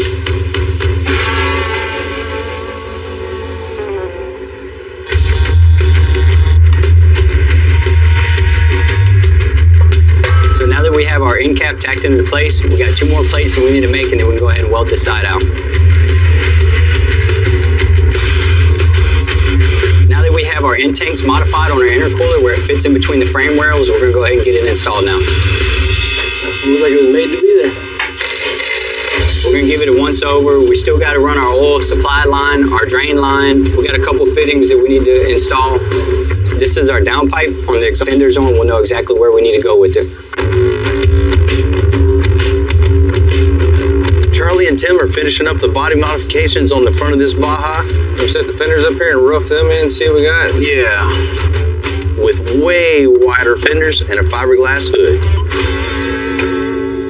Right now, I'm making sure that the fiberglass fender doesn't hit none of the original mounts or on the cab or anything like that. So if it does, we're going to mark it now, trim it out, and then test fit it again and see how we look. Boy, look at that. That's 100% better right there. Let's grab the hood. Let's do it. Here we go. This thing is going to be a beast. And it's going to look real cool. My dad always told me that when I was little, I loved getting those little die-cast model cars we had to put together. He would buy me one, and then he would see me put it together, and then he'd see me taking it apart, and then putting it together again. It was always a fascination in tearing apart vehicles and building something better than what we already had. Our biggest tool and one of my favorite tools is our plasma cutter. Before, there was plenty of parts that we would have to do hands-on, whereas now, a computer does it all in what I would do before. Bill hates computers, and to me, computers is one of the biggest things I like to use. When we first got the machine, nobody really knew how to run it or who was going to run it, and I asked him, I was like, hey, so who's going to do it? And he just kind of like looked at me and was like, well, who else? Working with Bill, he does have high expectations for everybody, which is a good thing. He doesn't want anybody else to fail, because the way I see it is if we fail, then he fails. So, of course, he's going to want us to exceed in everything that we do, but of course, he always wants it done in 2 minutes. So.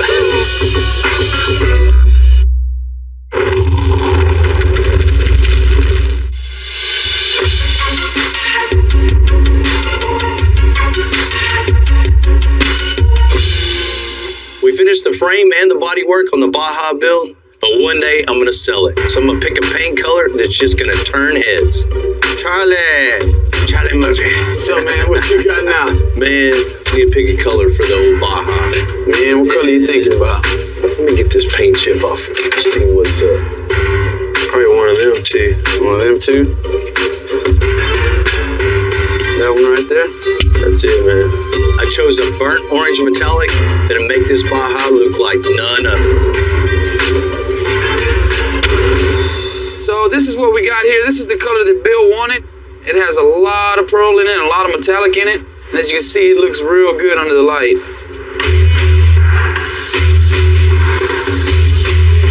first thing I painted when I was a kid, I painted a bicycle.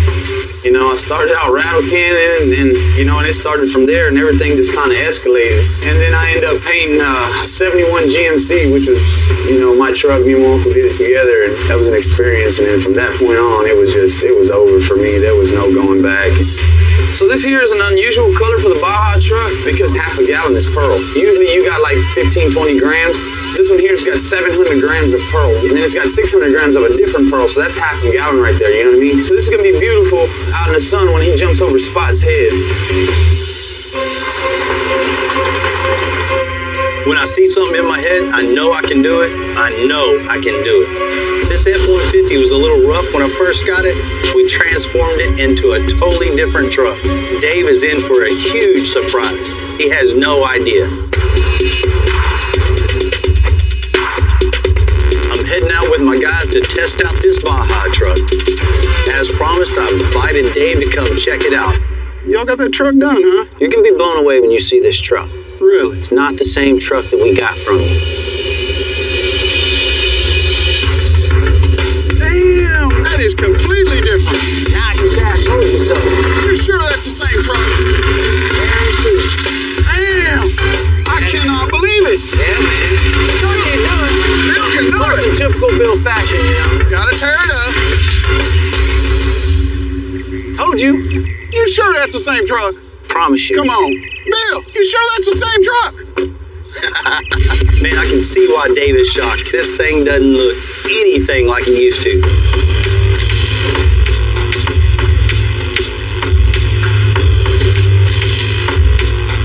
Well, you did a lot of work to that thing. Man, a lot. Started off fixing the frame. We put the frame back together so it's nice and straight now. The integrity's back in there. I never would have thought you'd have been able to fix it. We went ahead and took off all the old suspension, what was left of it, threw on their new long travel suspension, put some big old shocks and coilovers in the front. Man, it looks good. Of course, you see the color change on the whole truck. Oh, yeah. You know, the grill, the bumpers, and the super wide fiberglass fenders and bedsides, man. That thing just looks so angry and pissed off when it's coming at you. It does. Little bed cage in the back holding the spares. Sounds like I heard a turbo on that thing. Yeah, man. You know, we had a little test drive and it just wasn't getting it, so it needed a little more power. You gotta have more power. That's always. Custom made a whole turbo setup for this truck. Big stainless exhaust piping through it, intercooler tubes, all that stuff. Did it right. We about to see how much power it's got. Yeah. Man, I said I wanted this thing to jump over Spot. Last time we couldn't even get it over Santa. Man, and now it's time to give it another try with that new turbo. There we go. Come on, Go, man. go, go,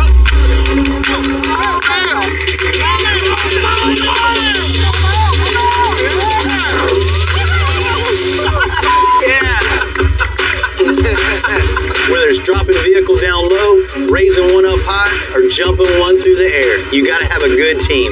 And I got some of the best around. I can't thank my guys enough. Bad.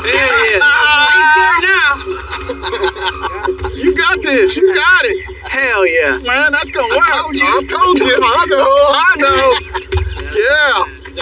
Hey, Bill, I gotta tell you, I never thought you'd have pulled it off. Man, that truck was hit hard, and you made it come out good. I'd really like that thing back. You think we can do something around 75? Oh, man, come on. That thing's still too new, man. I need a little bit. Let the new wear off. I'll give you first choice, man, when it comes time. I'm interested. Let me know. All right. I wasn't planning on selling this truck today, but, you know, after I'm big rack, so I get to have all the fun. Yeah, all right, just remember, I like bling. Oh, I know you do. What do you have, a 69 Corvette there? Sure is. Unbolt the body off the frame and build a whole new chassis, new suspension. We got to wake this thing up. Oh, I'm caught on something. About 420 horsepower. This thing's a huge improvement. I think it's going to be cool as hell when it's finished. What did you do to my car? I'm Bill Carlton. I built my first truck when I was 16. And ever since, me and my guys have been out here creating with our hands. Building the biggest, lowest, baddest custom trucks and cars in the game. People don't come here for what they need. They come here for what they want. This is Texas Metal.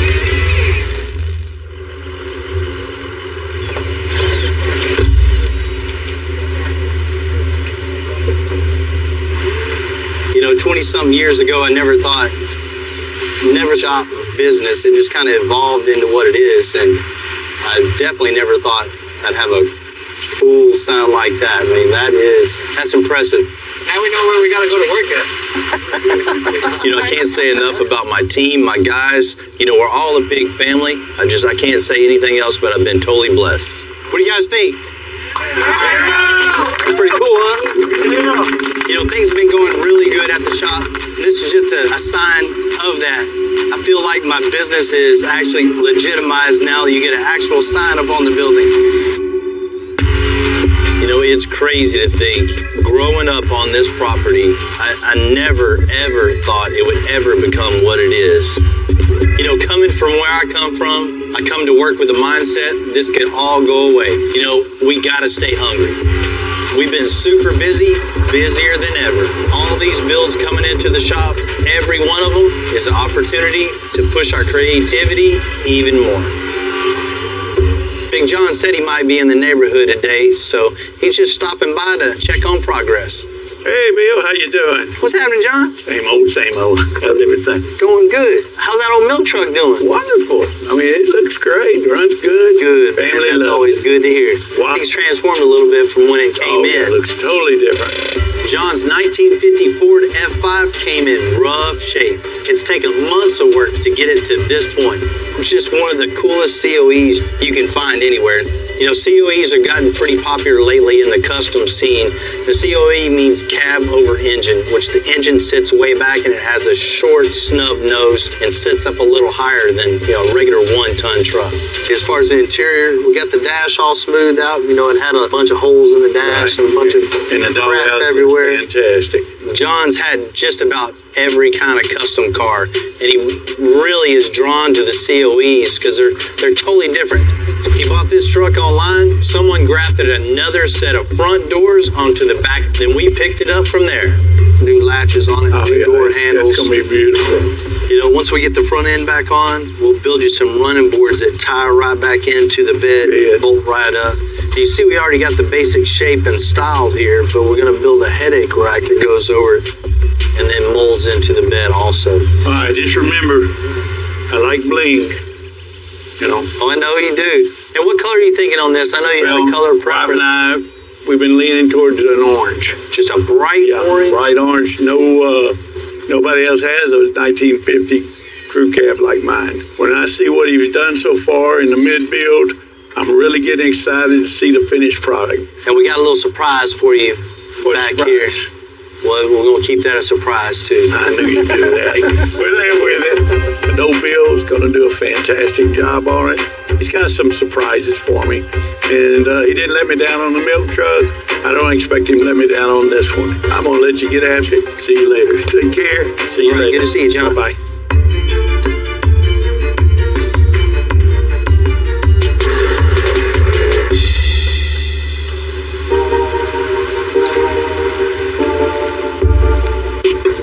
Cool part about having a custom shop is getting to letting your creativity shine. When long projects like this, where you're doing body work all day, you're doing metal work all day, I hate it. I'm an instant gratification guy. I want to see progress every day.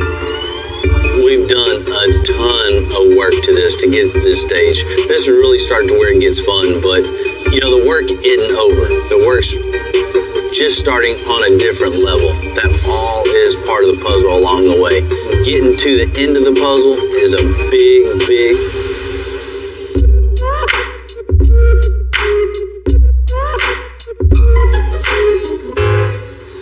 Man, Big John seemed like he was pretty happy about the bed when he stopped by. Man, I saw you over here talking.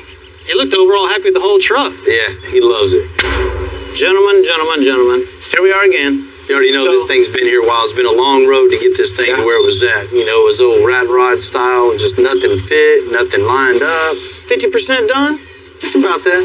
Once it's in this stage, man, I really think we're on the downhill slope for sure. We're going to build a cool custom headache rack to fit the side of the cab, to make it fit this truck. I want to incorporate a wood bed on top of this, but not just sitting on top. I want it recessed down into the bed, and I want to bring that wood down on the running boards also. Man, that'll be a cool touch. Yeah. I've never seen anybody do that. Plus, it makes it look like it all goes with the truck. It all ties flows through. So, anything else you're thinking? You know, Big John told me he's got to have the bling, so he wants chrome accents everywhere. Chrome grill, chrome bumpers, chrome mirrors, chrome handles. You know, with a nice bright orange, this thing is going to be really cool and stand out. You want everything bright, shiny? Absolutely. Okay. So we definitely... We're going with the Western Holler look. A real clean flatbed with a little something extra. It's time to get John busy on this metal work. So, man. Ready to get going on this thing? Yes, sir. Now's the fun part. Now we can really start to get creative with this thing and show what we can do. So I get to have all the fun? Yeah, exactly. What I want to do is incorporating, like bed wood in a flatbed. And I also want you to start building the running boards on this. And I want wood inset in the running board too. So you can actually use it. You can step on it and not have to worry about messing the paint up. I think bringing the color of the wood as a contrast to the bright orange paint that's going to be on here, this thing is really going to stand out and be a huge surprise for him. So we're going to have to use nothing but the finest orange tree wood. We're leaving it up to you, buddy. It's time to get to work.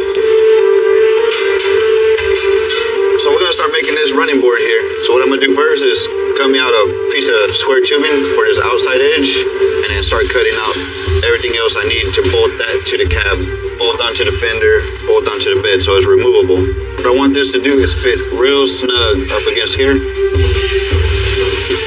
Just almost perfect and then hit it with a grinder to make it perfect. This is it. This is going to be the perfect fit. The design we're going with on the running board is going to kind of represent the shape of the bed.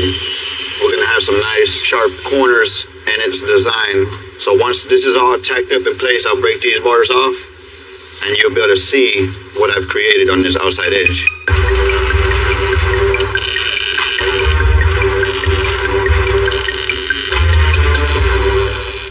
So the purpose of these marks that I'm making is just a reference of where I need to bend it. I'll hit it on the opposite side of that mark, which will bend it the way that I need it to hug this fender tightly. This fender likes tight hugs, in case you're wondering. Now we gotta poke some holes. Now I got the structure of the running board. I'm gonna throw some ribs in here to connect the outside to the inside where it's gonna be bolted up to the cab and start building the frame for the wood inserts. What's that? So, we're gonna have to take a little tamale break. We'll be back to you shortly.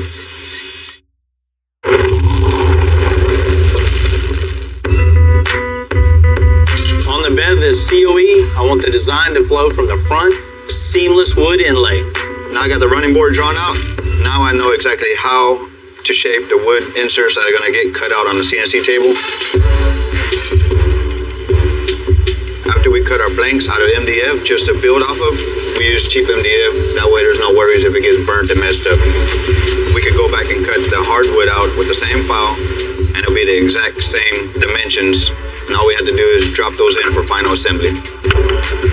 Let's see what we got here. Nice. Now I'm gonna start making all the metal trim that goes around here. What we're about to do is cut out some 18 gauge sheet metal. And then we're gonna cut down some strips about 1 inch wide, break it right in the middle and make 90-degree angles. And what I'm gonna do is form that to fit around those wood templates that we got. So we can set that into the running board. And what this is gonna be is just a big frame for the wood. This is gonna look really nice.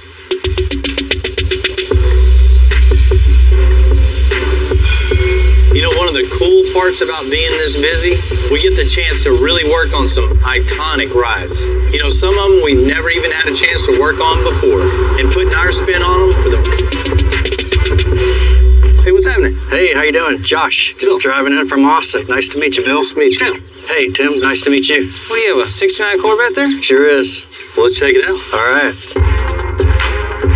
The 69 Stingray was part of the third generation of Corvettes. At the time, it was the height of American muscle. Man, it's a good-looking car. Thanks. And these old Stingrays are always going to be classic. Just the body lines, the way everything looks, it's just an iconic car. Yeah, I got that ducktail rear end. They're timeless. Like, you can have them another 50 years and they'll still be in style. Yeah, this was a classic year. Josh, what are you seeing, man? You want to change the color on this thing, or? No, I like the color. I think it's got a pretty good paint job. But being from Austin, you know, just all the hills and stuff, it needs to drive better.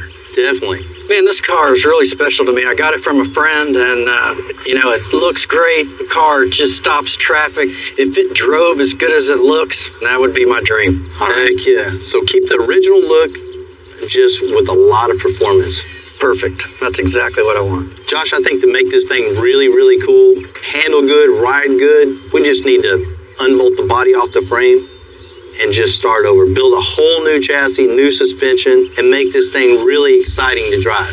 You can do that? Hell yeah. That would be fantastic. And the side pipe look, yeah. I mean, it looks great, but man, they're a little tired. I think maybe even making these things out of stainless, polish them up, just be a total package then. Boy, I wasn't really thinking about that when I rolled up, but now that you mention it, man, that just makes the picture perfect. Josh, what we got under the hood? Let me show you. You can see it's just a stock 350. Out of the factory, the 69 Stingray with its fiberglass body and its small block made it top of the line. However, these days we can do a lot better. Man, Josh, with the brand new frame, new suspension, we need something with a lot more power. I'm thinking LS in this thing and really wake it up. Man, if you're going to do all that, it's going to need a 6-speed in it. Yeah. You put a 6-speed in this car being so light, it's just going to be fun to drive. Man, that'd be a 1-2 punch. Man, this thing, you're going to be able to just get in it, turn the key, and go all the way to California if you want to. All that power in Austin, up and down those hills. Man, am I excited. And the inside looks good. Just the only thing you need is a stereo in this thing. Something with a nice sound in it. Yeah, I'm going to leave it wide open to you. I know y'all come up with something. Josh, if that sounds good, man, let's get this thing unloaded and get going. Let's make it happen. All right, Bill. Nice to meet you, Josh. Thanks, Tim. Yes, sir.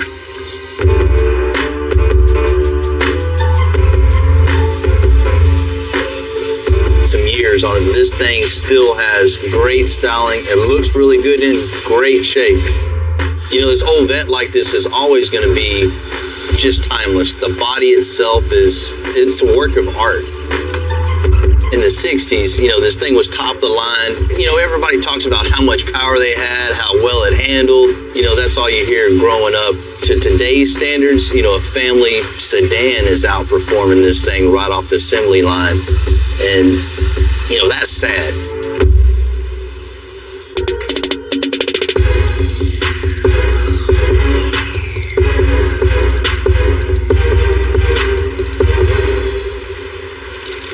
Hey, go ahead and top it off for me when you're done.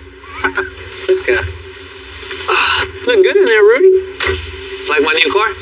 Whole lot better than them glasses. What are you talking about? You guys don't know anything about style. Well, what does have style is a 1969 Corvette, right? Oh, yeah. What isn't stylish is the suspension under this thing. Yeah, I'll have to agree with that. We gotta wake this thing up. We're gonna start by lifting this thing up, unbolting the chassis, dropping it down, and rolling it out, and starting fresh. We'll get some metal off the shelf and just start building a new frame for this thing. We're hand making a better performance. We gotta be super careful with this fiberglass shell, or it'll create a ton of structural issues. A 20-inch wheel and tire with some meat on the back of this thing. Something to put the power to the ground. That's it. New independent front suspension, front and rear. New engine, manual transmission. We're just gonna rip out everything old on this thing and give it a new extensive style. That's it. We're gonna keep the body of this thing. I mean, look at it. It's in great shape. I mean, it's showing some wear, though. Yeah. We're gonna wet sand and buff it and just make it look like it would have looked in 1969. It's gonna look good. Well, let's get this thing up on the lift. Let's get going on and get it tore down. Start building this thing. Don't forget your safety glasses. Man, go ahead and take them off so y'all stop ridiculing me on me. My cool glasses. We'll be back, baby. Yo, Tim! I'm coming. The fiberglass body is already fragile. With this 50-year-old fiberglass body, we gotta be super careful. All right, got it. When you're tearing apart a chassis on a metal body, no problem.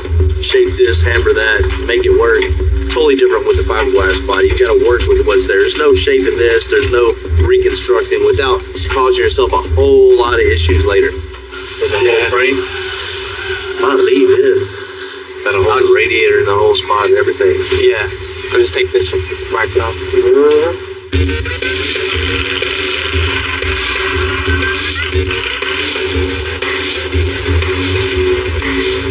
And Rudy, that bolt's never coming out. Between the fiberglass and all these bolts, a lot of people would think twice before tearing this chassis out. However, that's not to say it doesn't need replacing. Most of these bolts were weathered and rusted together. So if this car would have been metal, it probably would have rusted through. What do you think? Let's find out. Here, go up. Whoa! I'm caught on something.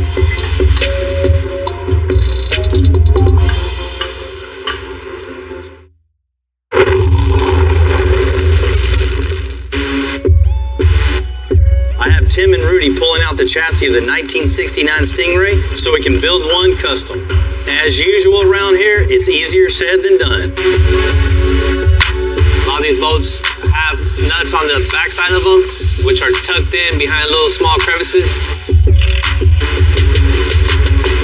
Oh, right here for the body mount in the back. And if you look in here, there's one more bolt here for the body. I mean, look at that. Once you take that lid off, come to find out this car used to actually be yellow. The secrets you find tearing these cars apart. Corvettes, just one thing after another. You never would have thought it had taken this long just to find all the bolts, but we're going to get this body separated here in about 5 minutes.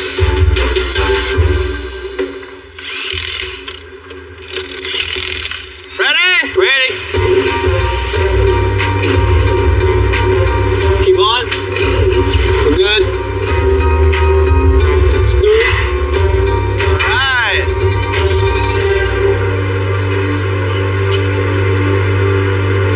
This thing out? Gladly.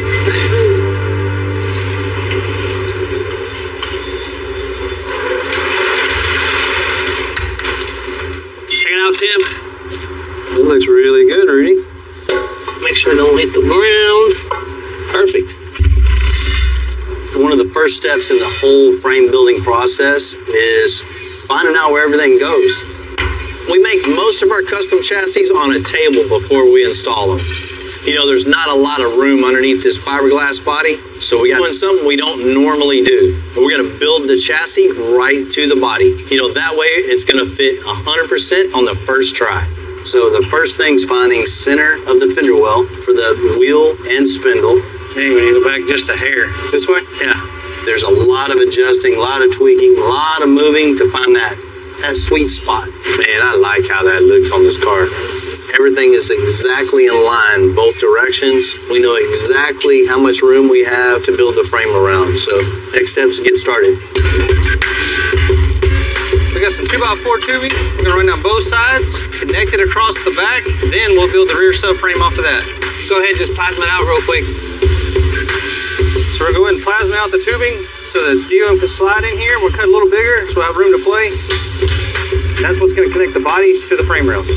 This will go to the bottom of the car. The bolts will go through and hold it tight. When we drop the frame, we'll weld the tops all the way around. This is going to be our 4-link mount. This is what's going to connect the rear subframe to the main frame of the car. Now the structure of the 4-link mount is made. This is the rear subframe. This will be the main frame. With the whole frame welded out, this frame's gonna be extra strong and be perfect for what Josh wants to do in the hills of just and see what he can do.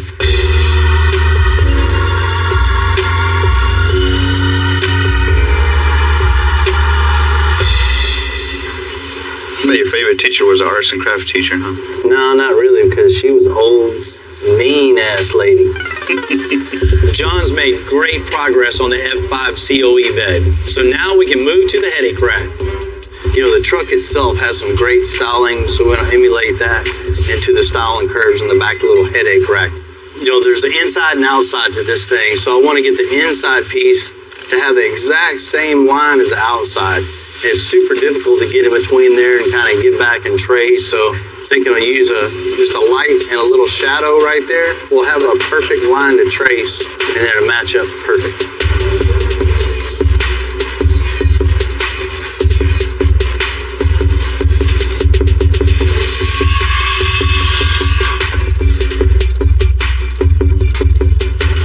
Now we got everything traced out. Now it's time to cut out these metal parts. Since these pieces are so big, you got to kind of plan out where you're going to cut first and where you're going to end until the big pieces fall. And always make sure you wear steel-toe boots when stuff is landing on you. When I first started out welding, when I was young, maybe like 12, 13, my dad told me, I'm getting you a grinder for Christmas. I seen your welds. Damn. Tack it in, have it right up against it, and it'll just naturally curve up. Alright, cool. Get that other piece up here. This thing's really taking shape. I love the flow of it. It fits the truck very well. So the next step is just making a bunch of filler pieces. And make the final cap at the corner. Not only is this curved this way, but it's also twisted as it curves. So it got me some reference marks drawn out there. And once I connect them from side to side, you'll see how I'm gonna have to force my brakes in this metal to make it roll and kind of twist at the same time.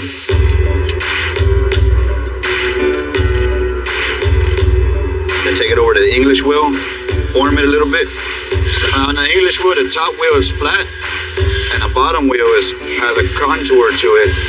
And as you roll the metal through here, it kind of shapes the sheet metal to the lower wheel and gives it that radius that the lower wheel has.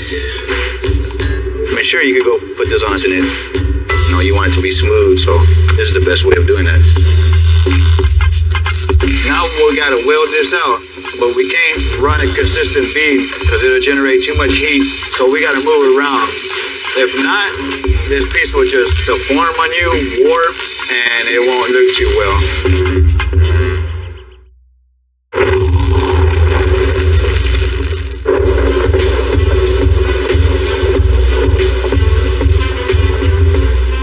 It's always good to see progress on these big builds. The headache rack and bed are taking shape on this F5 COE. So much to the point, we can plot out where the wood's gonna be.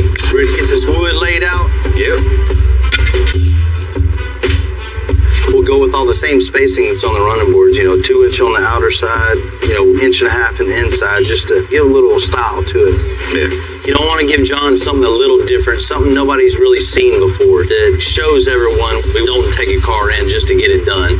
We want to build it with passion.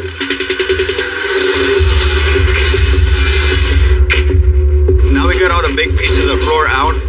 Now I gotta notch all the bracing down about 1 inch to accommodate the 3/4 inch hardwood that's gonna go in there, plus the bracing that I gotta build around it. We don't want the bracing to fill up with water when you're driving in the rain, if you get caught in the rain. So we gotta cap it, seal it up, and then once that's done, we can build all the frame for the wood inserts. That's why Daddy gave me a grinder all those years ago. Thanks, Dad.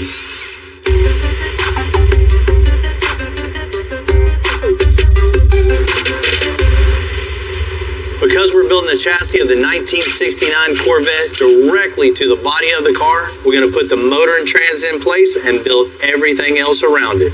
Came in, huh? I did. 2012 Camaro, about 420 horsepower. This thing's a huge improvement. Man, 6-speed, the car's so short, low to the ground, and all the new suspension, it's just going to run, drive like a little go-kart all the time. All we do now is slide it in, get it leveled, and I think we're ready.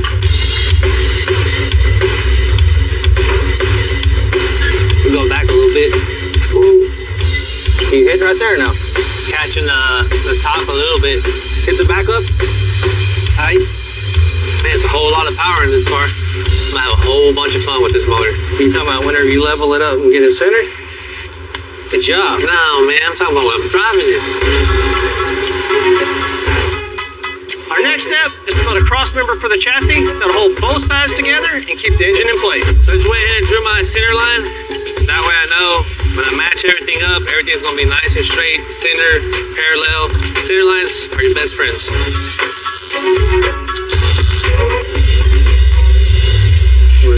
Level this. We look centered in the wheel well, Rudy? Yeah. We're attaching our final pieces to connect our front frame section to our actual frame. Normally people would usually just use 2 mounts, but we're gonna go ahead and reinforce it with 3, only because it's a fiberglass body, and so any vibration can start cracking at any point. All we have to do now is make a pipe that's going to connect the bracket to the frame. I like to grab a little small piece of copper tubing because it's easy for me to work the shape out by hand. We want to keep the front end as rigid as possible. We don't want this fiberglass to crack. Once the fiberglass cracks, this thing is whack. So I have my pipes cut out. Now I have to go ahead and bend it to match this angle. And then we'll just throw a little weld on there. Our piece is going to be bending underneath the radiator here. That looks pretty good, Rudy. Building the chassis to the Corvette body took some extra engineering, but now it's super strong and in the perfect place to build the front suspension off of. Do your thing, weld it out right there. Cool, let's do it. We do it with a bare coilover, it's easier just for everything to clear. And a lot of the Pro Touring cars, the high-powered cars that are trying to get into the corners and make it handle real stiff, they're going to these coilovers, which is we're going to do the same on this car. What this is going to do is the spring will hold the car up. If we raise this up, car will raise up an inch. You want to lower the car, it'll allow the spring to collapse the same amount, and the car actually lower. What the shock does, this just keeps the car solid. If you want a little stiffer ride, you add a little bit more shock. Less, you add a little less shock. So it's a perfect setup for these Pro Touring style cars.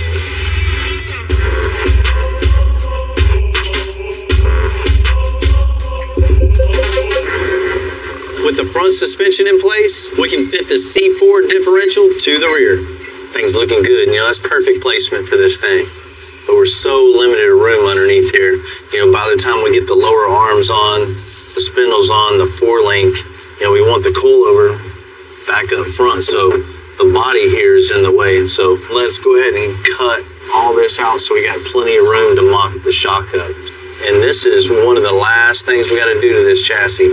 Rudy, you be able to ride in style. Put them glasses back on. Where are your glasses? He gave back to my sister. To leave the classic body, stop.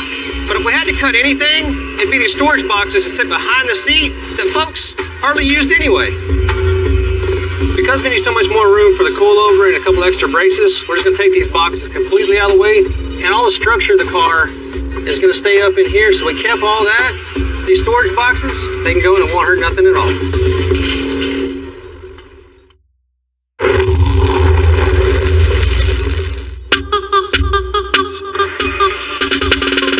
Because we went with a wider wheel and a lot deeper offset, there's a whole lot less real estate underneath the 69 Corvette for the suspension. So we're going to have to modify the C4 suspension that we're putting in this to fit perfect. Now we have the rear end locked up in place. What we're going to do is put a spindle on the wheel, put the wheel up here in place, and make sure the wheel is centered in the wheel well. We don't want the wheel too far out, but then obviously it's going to hit the outside of the fender. It's going to either tear up our fiberglass or it's going to start tearing up our tire on our wheel. We definitely don't need that. Is that where you want it, Rick? Is that good? Level, centered in the wheel well? Yeah. Now everything's set right where we want it. First thing we're going to do is make the bars that connect the frame to the spindle, which is going to be a 4-link. Our center pieces for our 4-links, typically they're a little bit longer than this, but our car being so small and compact is what we're going to get. But it's going to work. So go ahead and tack these up, weld them all out, and our 4-links will be done. Want to trace the top of this? When you're driving down the road, you want the wheels to be in alignment at all times. So I'm making a camber bar to give the suspension more rigidity. How's that look? That's good out here. So moving on, we're going to go ahead and start installing our coilover. For the most part, the rear suspension is fitting well, except for the drive shafts that are just too big. Rudy's going to cut these, use them for mock-up. We'll take them to the drive shaft specialist to have brand new ones made. And there she goes. Cutting, cutting. Woo! Perfect. We're going to keep this one. We're going to measure 1 3/4 and cut it out. Cool, there we go. It's the excess we don't need no more, so we'll get rid of that. This is what we need now. Mock it up on the car. That'll be our mock-up drive shaft.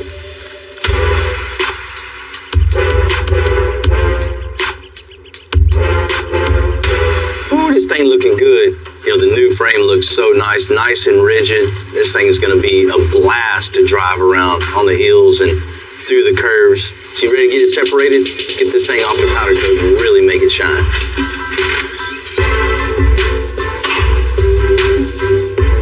Successfully remove the body from the frame. A whole lot easier than doing it from the factory frame.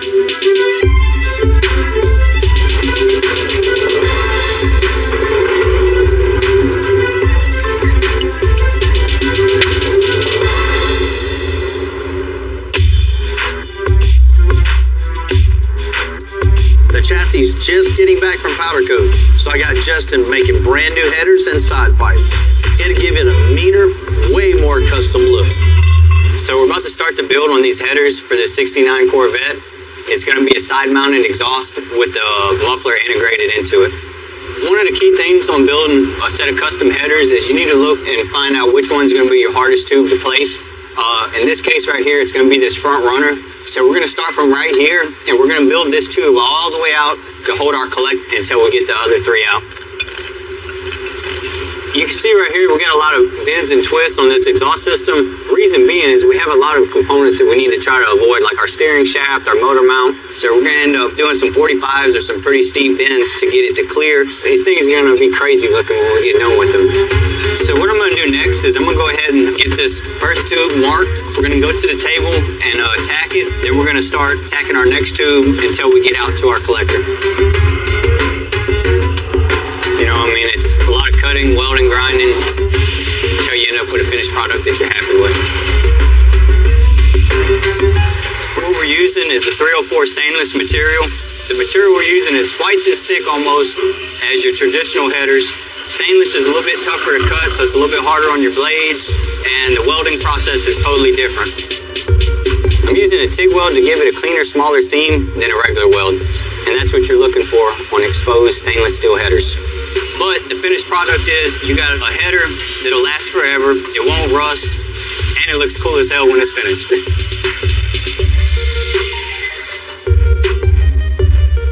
Alright, now that we got everything tacked up, we can go ahead and test fit it on the car, make sure everything's good, and then work on our side pipes. We can start from our V-band down, and that's going to be the fun part where we get to add the muffler, kind of quieten it down a little bit so it sounds a little bit more street friendly. From here, we're going to go ahead and slide a 3-inch tube in here to come out almost to the end of where our side exit is going to be. What we're going to end up doing is sliding a 4-inch tube over the 3-inch tube, and what that's going to do, it's going to serve as a heat shield to help protect his leg if he ever touches it. After this is welded out and polished, it's just going to look like one straight 4-inch pipe from the collector all the way out to the tip.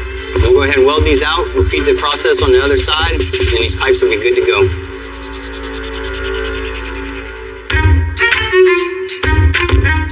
Now that we got this 1969 Corvette to 21st century performance standards, it's time to fix that stereo. So John's gonna make a handmade modern day speaker box. You know, a Corvette is all about its nice smooth lines and curves. So same thing with the box. We don't want just a square enclosure in here. We're gonna put a little something to it, still make it nice and rugged and durable and usable. What I'm doing here is I'm just kind of sketching out my shape that I want on the front of this box. This is actually going to be the front side where the seats sit. Once I get the sides cut, the next thing I'll do is actually cut the opening in the top here and let it follow the curve that I put in this side panel here. So basically when I'm kerfing something, I just move my saw blade every 1/4 inch so it leaves enough meat in there to hold together. If you go in too deep, it'll end up breaking off. So you want to make sure you just get the right height set on your blade and just move the fence over and over and over.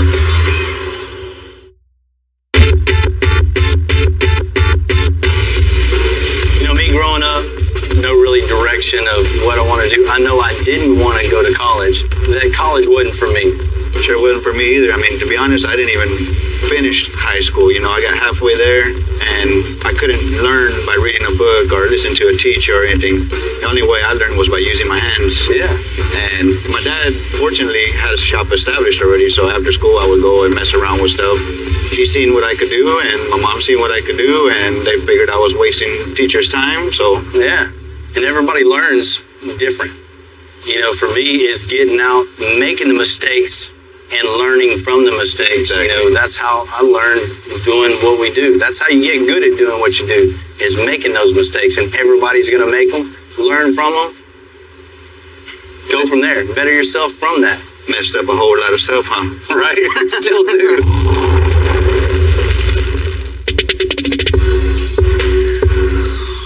You see a lot of Corvette bodies laying around custom shops totally unfinished. And now we definitely know why. Adding custom suspension and a chassis is a lot of work. To my team's credit, we're almost through the tunnel. Once John's finished installing the custom speaker box, it's time to give this thing back to Josh. This thing's turned out looking awesome. So all I got left to do now is carry it over, plug it in, set it in the car, and I think he's gonna like it. Oh, squeeze. Thanks, sir. Already? Man, like a glove. Might need to wash the car a little bit.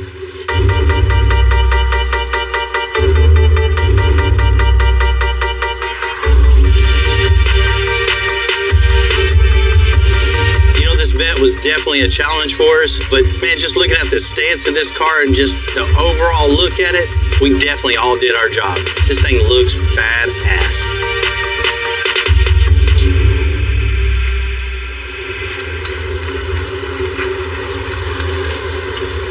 Deal, Bill. Look at that. What's happening, man? Hey, how you doing? Good. What did you do to my car? I love it. What do you think, man? Man, oh man. You outdid yourself. Man, you got here just in time. I thought Rudy's going to take off with it. I would too if I were to. Me and her had a good emotional connection, so I took really good care of her for you. Oh, it looks like it. Oh man, this is fantastic. You know, I really like the look of the car, and I didn't really know how it was going to turn out, but now I'm really tickled. Yeah, working on this car was a complete new experience for us. With it being a fiberglass body, we had to be extra precautious, even just tearing it down. I mean, it definitely had some challenges. Took out that old engine, took out the old chassis. We just had this thing up on the lift, leveled it all up, and started building the frame piece by piece to the car. Boy, it ought to drive like a rocket. Man, absolutely. We know you wanted that C4 suspension on this thing, you know, with the upper and lower aluminum control arms, aluminum spindle. It looks really cool underneath the car, especially with the addition of the coilovers on this thing. No kidding. Everything underneath this car is 100% brand new. Oh, that's what I wanted. These wheels and tires are a huge upgrade too with the low pro to 20s. That's really going to help the handling of this thing also. Yeah, they almost look stock. Yeah. On the outside, it still looks like a 69 Vet. And then you start looking through the wheels and you start seeing body parts that you know don't go on that car. Yeah. They're super upgraded. Especially the side pipes on this thing too. The other ones, you know, just were tired. Need to upgrade. You definitely got that. And y'all custom made those? We had Justin build you a one-off set of headers and side pipes on this thing that really just weight this thing up. No kidding. Those crazy side pipes and headers are unbelievable. Built by hand, one of a kind. How's it run? Man, that old tired 350 in that thing is long gone.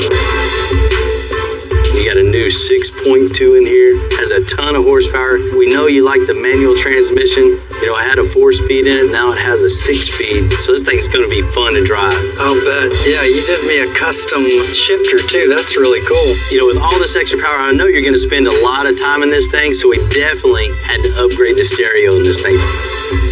It's got 6-inch full range speakers and 1,000 watts of power. Wow. You won't have any trouble hearing this thing. No, I won't have to sing to myself anymore. Man, Josh, there's only one way to really see it out. Thanks, Rudy. All right, no problem, Josh. You take good care of her now. I will. Whoa. I love it.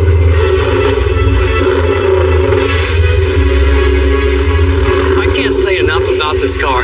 It's just over the top. Thanks, Extensive. Man, you guys blew it out of the park. I knew you could do it.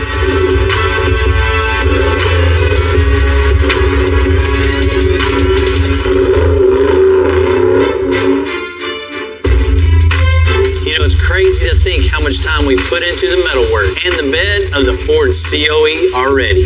And I feel like we're just getting started. This looks good. I know it's a lot of work, man, but this is definitely going to pay off. Man, John's really going to love this thing when he gets it back. He can't not. Let's get the panels in here. Shoot, if they all fit good, let's get it off the powder coat. We still have to make the suspension, bedwood, custom interior, and paint. And wouldn't you know it, Big John just called with one more thing he wants to do. Man, this looks real, real good. Once we get that good wood in here with that paint separating the panels, yes, man, it's going to look really, really nice. Absolutely. It's going to look totally unique, totally set it apart from anything else. We'll forget about all that hard work once. You know, it's part of the whole custom scene. Everybody's always looking to be bigger, better, and one of a kind. And this one